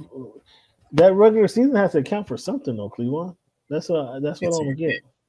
It counts for something, just not a lot. It's not everything. So here was our prediction for the Eastern Conference. I had the Celtics, 76ers, Knicks, Bucks, Pacers, Magic, and Cavaliers at number 7. And then I had the Heat at number 8. Cleveland had the Knicks, Sixers, the Celtics, Sixers, Knicks, Bucks, Pacers, Cavaliers. And we see the Cavaliers are number 1 so far. The Pacers aren't competing. The Heat, we just talked about their troubles. The Magic were competing until they got a rash of injuries. You actually had the Hawks in your 9, but the Hawks are like 5 or 6 right now, and they're playing good basketball with the Hawks. We talked about this on the podcast with the Hoops and Brews the other night. Shout out to those guys, Pavy and Thomas, for the work that they're doing and the support that they gave us. We talked about the Hawks, Cleveland, being similar to that 2001 Philadelphia Allen Iverson 76er squad, where they built around Allen Iverson. They built just added a whole bunch of defensive players around him. And that's what the Hawks have done right now for Trae Young. And I think these young cats, the young wings, that's what they've done, and they're playing really good basketball, allowing Trae to continue to score and shoot as many shots as he wants. And the young guys are playing defense, getting around rebounds and scoring. What's your thoughts on that? No, I don't think that's a fair comparison. Allen Iverson was the MVP of the league that year. Well, we're not calling Allen Iverson. We're not calling Trae Young Allen Iverson. Don't get it twisted. It's just built with that same kind of makeup. If they kind of just build around the skill set that Trae Young has, well, sure, yeah, they've certainly done that. Shot blockers, rebounders, wing defenders, other players that can shoot open jumpers for sure. But yeah, I mean, how far can that take you? Hard to say. Yeah, I don't think they're making a surprising run to the NBA Finals by no means. However, they're playing the Hawks are having success with these young guys, kind of developing the Dyson Daniels, the Johnsons of the world, the wings. Then they do have a few other shooters on the team to help Trae out, but for the most part, that team is kind of built that way. Any potential big trades soon in the NBA? Well, the deadline next week is when the 15th. The trade deadline is somewhere in February, but next week the players that were picked up in the offseason can officially be traded, and that's kind of what we were talking about. The Miami Heat gonna have to figure out something with Jimmy Butler. Cleveland seemed to think if they just keep taking him in the back room and paddling Jimmy, he'll be all better for it. It's not what I said. So to answer the question with regards to any potential big trades, I don't see any big trades happening. The only one that's kind of on the horizon is the Jimmy Butler thing. But again, there has to be a third team involved, and Bradley Beal has to be on board with it. And that's, to me, the biggest stalemate with regards to moving Jimmy Butler. Anyone else? I don't really see any other big names that are kind of on the horizon. I know the Warriors would like to add an additional piece or two, but again, they're right up against the apron. So it has to be almost a dollar for dollar kind of trade, and that is incredibly difficult to do in the NBA right now. Kuminga, Wiggins for Jimmy Butler? Numbers don't match up. I think Kaminga, Wiggins, and probably another. You have to give up the guard, the guard they drafted. They can make it match. Um, yeah, that's probably the big one on table, Burbank. That's probably the big one on table. But we have to give it a couple weeks because, like I said, the players that were picked up in the off season can officially be traded. I think it's on the 15th, and then we have another month before the official trade deadline. So if teams are going to make some moves that are going to happen between then, the January 15th and whatever the trade deadline, February 15th, or the week after the All-Star weekend, or whatever that may be. So we have to see. We have to keep an eye on it, but that's what makes the NBA special is these NBA hot stove games or hot stove league topics that we talk about. But like I said, next week we'll go into our preseason predictions and see how they compare to what's actually happened during this. We'll see how it actually plays out. So Giannis and those guys just beat up the Spurs. Kind of missed. I want to see the big guy play. I want to see Wemby play. Eager to see Wemby match up. I gotta figure out where he's gonna be at so I can line that up and see Wemby get down. Oh, fans, if you haven't been in the Intuit Dome, you got to get there, man. Got to get there for a game. Got to get there for a game because the not only is the Halo board incredible, the crowd is incredible, the sound is incredible. They did your guy Ballmer did an excellent job with the Intuit Dome. Speaking of All-Star Game, do you think any teams will move up in rank? Not exactly what you mean, but will move up in their current rankings.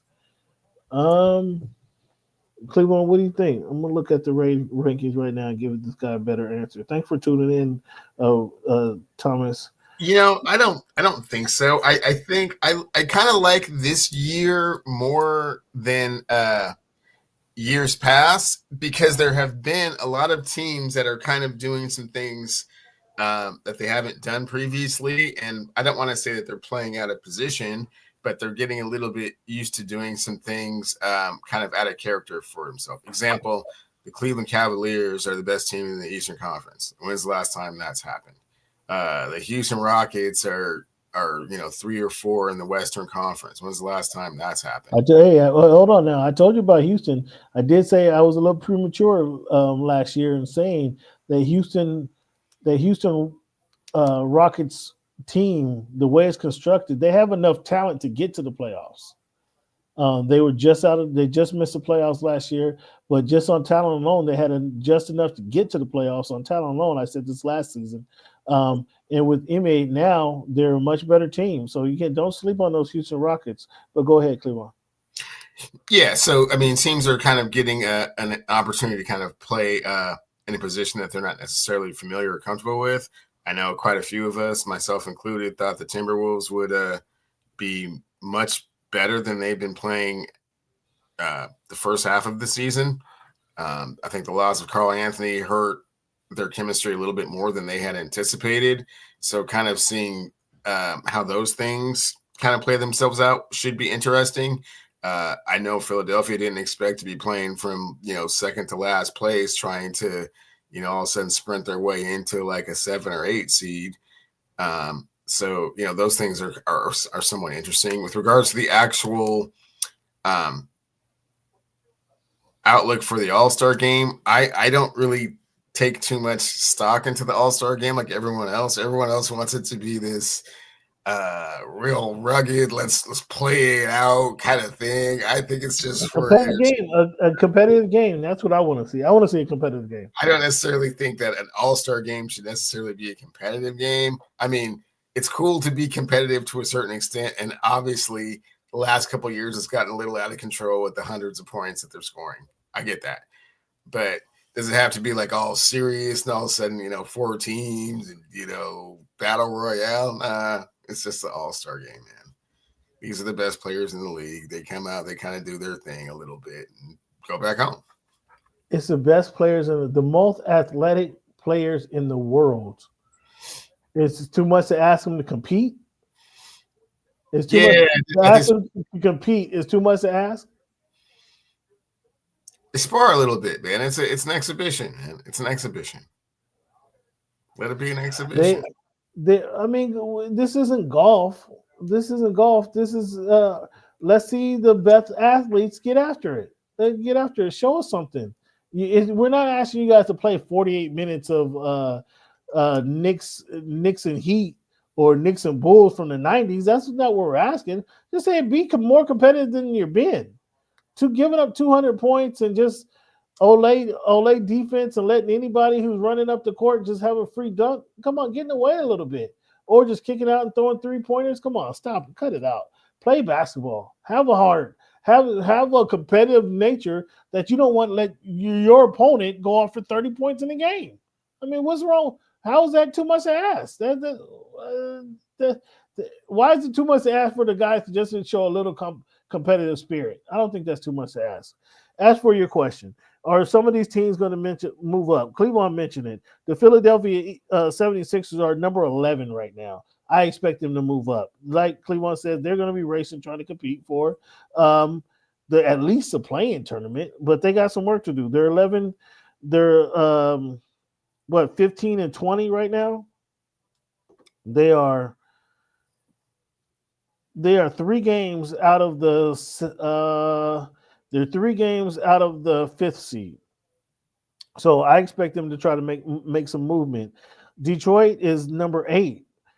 Detroit's not bad. They're playing much better than they are, but I don't know that they'll hold on to the 8th spot. The Atlanta Hawks, who we just talked about, are number 9. There are a couple games, have 4 games on the 76ers. I expect them to move up, considering the way they're playing. Cleveland, Boston, New York, Orlando, I expect them all to be there. Milwaukee, I expect to maybe drop a little bit, although they had a great win tonight. Indiana at 6 seed, 20 and 18. They may drop a little bit. The team, Miami Heat's going to drop because of this Jimmy Butler situation. They're going to drop. So there's room for the Hawks or the 76ers to climb up into that playoff competition. Looking at the Western Conference, we have Oklahoma, Houston, Memphis, Denver, Dallas. Those teams, I think, will be the variation of that top. Those are 5 teams that will remain at the top of the Western Conference. The Lakers, the Clippers, the Minnesota Timberwolves, San Antonio, Golden State. I don't know that Golden State, unless they make a trade, they're going to have to make a move to climb up and be competitive in the play-in tournament. I don't know that San Antonio is ready to stay there. Right now they're in the play-in tournament. Is Wemby that good? He's going to get them out of the play-in tournament in the Western Conference? I'm not so sure about that. Sacramento, they with the replacing their coach, and shout out to Doug Christie now taking over the head coaching job for the Sacramento Kings. He's have them winning 5 games in a row. Does those 5 games does he get them into the play-in tournament or out above the play-in tournament mark? I don't know about that. They might be a play-on team. Phoenix is number 12, 16 and 19. Are they going to be competitive enough to chase the playoff spot, Cleveland? I don't know. I thought they'd be better than this with Booker, Beal, and Durant. I thought they'd be better than that, but Kendrick Perkins say they're soft as elevator music. So do they have enough heart, enough gumption to get out of that spot? We'll see. I don't think so. Who did I leave off in the Western Conference, Cleveland, that you think has potential to make some movement? The Clippers have been playing strong without their number 1 guy. No, you haven't left off anybody, Cameron, and that's cool because we're just doing the musical chair thing for now. The 1 through 8, the 1 through 10. Obviously in the Western Conference, the play-in is much more difficult. The play-in on the Eastern side, not so much. Whoever's in there, the better teams will just win. And then we'll just kind of go from there. I mean, really, what you want to do is you want to be in 3-4 if at all possible. I mean, that sounds obviously very, of course you do. But what I mean by that is like, one that avoids the 1 and the 2. But the 1 and the 2 necessarily might not be the best teams in the Western Conference. So, because you don't believe in OKC. I do not know. I believe they're a really, really good team. I believe they're well put together, and in the future they will eventually do some things. I just don't think it's this year. I mean, if it's not this year, they took it on the chin last year. You don't think that heartache from last year losing to the Dallas Mavericks in the Western Conference Finals was enough heartache? Nah, they got run over pretty tough in that one. So no, I think they lost. If I'm not mistaken, they lost in 6 games. They lost in 6 games, but that last game went down to the buzzer, did it not? Ah, well, it don't matter, Cam. They're not going to get out of the Western Conference this year. So it's Dallas or Denver's to be had. So is Dallas what? It's Dallas or Denver's to be had. So Denver is not going to win the West, man. Stop it. You want to put something on that? You want to put something on Jokic not winning the West? You got anything on that? Yeah. We got plenty of stuff going. No need to add to it. Oh, okay. All right. You see how he chickened out, right, Thurman? You see how he chickened out on that. Burbank, thank you for tuning in. Okay, fans.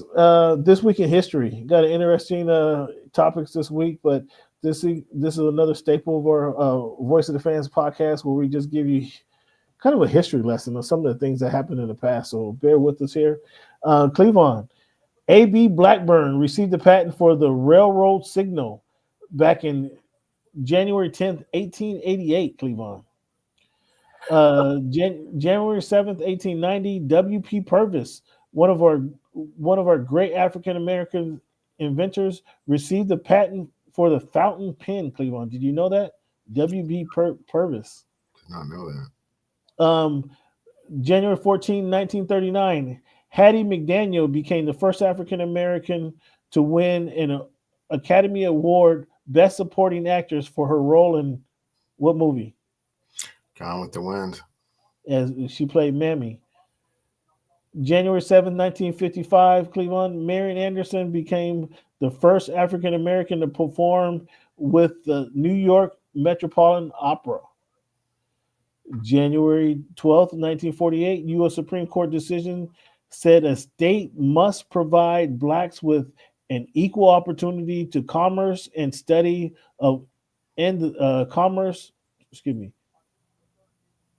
U.S. Supreme Court decision said a state must provide blacks with an equal opportunity to commerce, the study of law at a state institution at the same as other citizens. That was 1948. 2000, January 7, 2012, Shirley Franklin is sworn in as the first female mayor and fourth African mayor of Atlanta. January 13, 1966, Robert C. Weaver became the first black cabinet member as he was appointed Secretary of Housing and Urban Development by President Lyndon B. Johnson. Wonder who's getting that role now. Here in a few weeks. January 14, 1972, President Johnson appoints Thurgood Marshall as the first African American to the Supreme Court of the United States. January 14, 1981, James Frank, president of Lincoln University in Jefferson City, Missouri, is installed as the first African American president of National Collegiate Athletics Association. NCAA. Cleveland.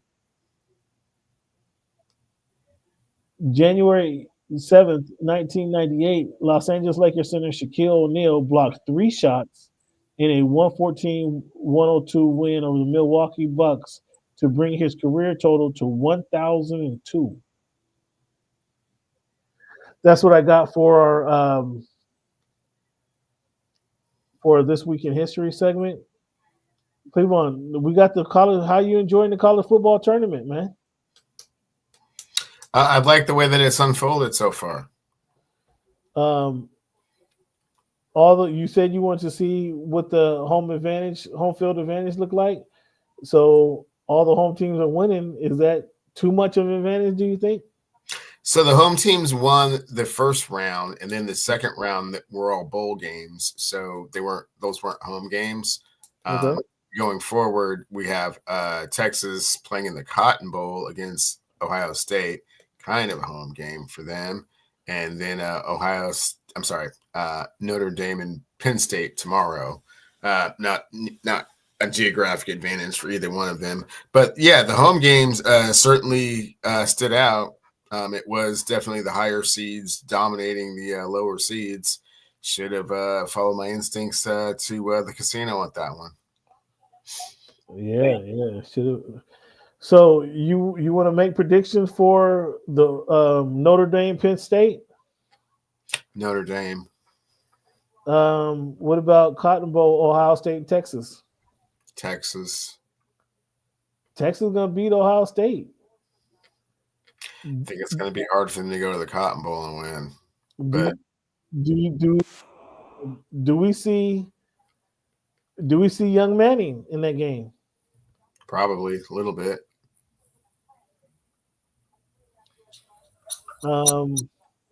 Is that we only got those 4 teams, those 2 games left? Yeah. Let me see. I haven't seen Penn State play. I seen Notre Dame a little bit when they blowout win a couple weeks ago. Ohio State over Texas. I think Hewers is a scrub. He's playing on a very good team. I would expect Ohio State to beat those guys. Ohio State is favored by 6. You got Texas, huh? Not much of a neutral site, but maybe Ohio State is just that much better than them. I mean, talent-wise, they should be, but I just think that the crowd will be overwhelming. Not that Ohio State doesn't travel deep, but I don't know. I just feel Texas in that one. We talked about it earlier. Who would you take first in the NFL draft? You're just not excited about Cam or Shedeur? No. The number 1 seed in college basketball still seems to be too much for these guys. Nobody who wants to be number 1. As soon as you get the number 1 spot, you lose. Tennessee loses to Florida. Is the number 1 spot, number 1 seed in college basketball, is that a thing? Being the number 1 team in the country, is that a thing? Yeah. To a certain extent, but what you really want to be is one of the number 1 seeds once the seeding comes out for the tournament. The number one team in the country will fluctuate depending on, once you get into conference play. I mean, it's hard to go undefeated through conference play. So the number 1 team in the country will fluctuate back and forth. But I think what you're going to find is that towards the end, it will probably be some type of Kansas, Auburn, Tennessee, Duke, Florida, something like that. Blue Bloods are just gonna take their way back. Is Cooper Flag that guy? In college, for sure. Yeah. Does he translate to the NBA? Hard to say. Everybody been talking about him the last 2 years almost. Yeah, they raved about him in the pickup game he had over the summer with the Olympic team. Yeah, I mean, the Americans need some savior because do you think Americans can win? We talked about this on a podcast with Hoops and Brews the other day. Can Americans? We need something to win to make a good showing in the Olympics in our own home country. Can Americans win gold in 28? No, they can't. I've been saying this since the Olympics ended. I fear they will not medal in the Olympics. Wow, you say not medal in the Olympics. So come on, Cleveland. Can we name the starting five in America? The American starting five? You absolutely cannot. That's the problem. No, Jason Tatum, Jaylen Brown. They gotta be starting. Where do we go after De'Aaron Fox? Is he going to be a starter? Where do we go after that? If we're just throwing out names, Paolo Banchero will be on the team. Devin Booker will be on the team. I guess we'll be trying to bring Karl Anthony Towns on the team. Paulo will be on the team. Thanks, Truman. Appreciate you tuning in, man. Bro. Come on, seriously. Who's going to be on the team? That's what I'm saying. That's the foundation right there. You just named it. That's the problem. That is the foundation of the team. Jared Allen. Does Jared Allen? You see, okay. We need a big man. If he's on the team, oh boy. Yeah, I don't even. He's playing. He's right now playing on the number one team in the NBA. In 3 years, he doesn't get better. Let's do this in reverse, Cameron. What the team lost from the team that won the gold medal is Steph Curry, Kevin Durant, LeBron James. Kevin Durant might be there. Kevin Durant might still be there. He might make the team. Steph Curry, Kevin Durant, LeBron James, Joel Embiid. Those guys will not be on the team. Kevin Durant might be there. In 3 years, Kevin Durant might still be there as a just knockdown jump shooter. He's not going to be on the team.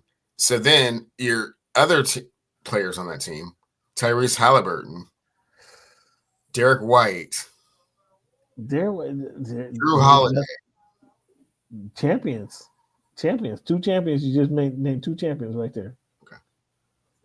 You just named 2 champions. Okay. Their champions doesn't matter? Halliburton, Derek White, Drew Holiday. Halliburton. No. Bam Adebayo. Okay. This is the actual team. I'm not making this up. But you didn't name Paulo. You didn't name Paulo. You didn't name. I mean, they're gonna need the guard. They're gonna need a young, fast guard. I guess in 3 years, De'Aaron won't be so young anymore. Jalen Brunson. There you go. Those Nova Knicks. Or do you want to put Trae Young in there?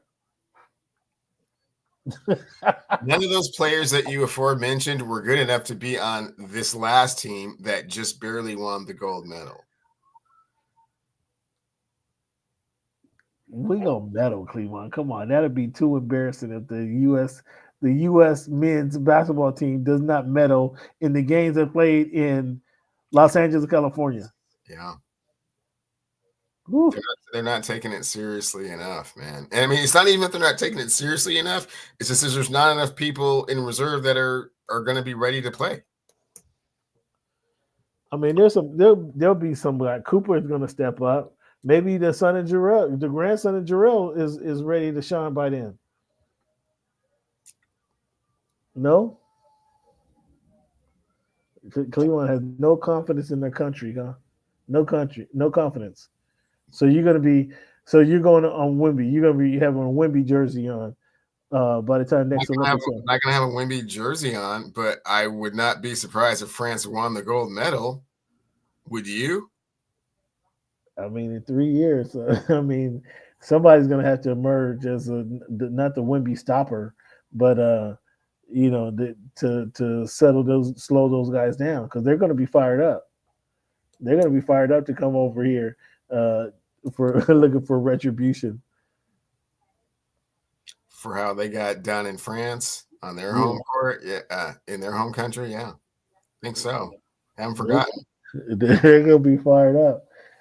Cleveland, Verlander at 40 signed with the Giants. Big deal, no deal? A deal. A deal? Yeah, he's not going to get them to the playoffs, but gets a chance to keep pitching. $15 million, nothing to sneeze at. Nothing at all to sneeze at. What are your Mariners doing? Are they doing anything? No. I mean, did they at least hire more cooks at the stadium so they can come up with some creative dishes to get more fans in there? Did they do that? They did that either. No. I mean, did they clean out the parking lot? I mean, did they pressure wash the parking lot? At least it'll be looking good when the season starts again. No, looks about the same. Wow, so nothing. Same old Mariners.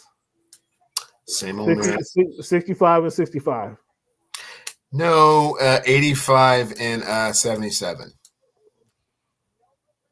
Mediocre, right there, mediocrity. Right there where you like it. What do you think about the reports that teams are calling for your guy Tomlin's job? Not calling for his job, but calling to see if he'd be interested in leaving Pittsburgh.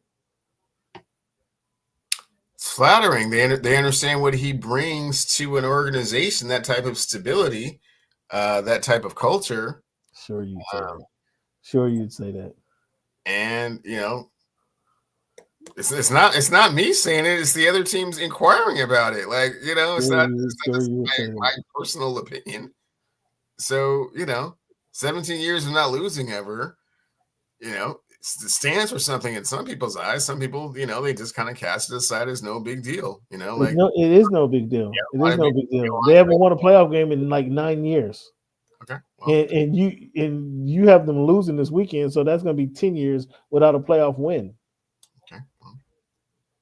I mean, at some point, the playoffs in the last 10 years, or maybe once in the last 10 years, and certainly not a winning season. So at some point, Rooney got to say enough is enough. Okay, well, right or no? There's a certain amount of patience that has to go into it when you know that you don't have a starting quarterback. But they thought they went out and got 2 starting quarterbacks. They thought that they had 2 options to become a starting quarterback, and as it were, maybe they have half of an option. Oh, the other guy, not really an option. Now Russell is half an option. Yeah, so Russell is not calling. You and Sierra aren't talking anymore, clearly. Not with those statements. Fans, thank you guys for tuning into the Voice of the Fans podcast. Cleveland, anything we missed, man? Anything you want to get off your chest?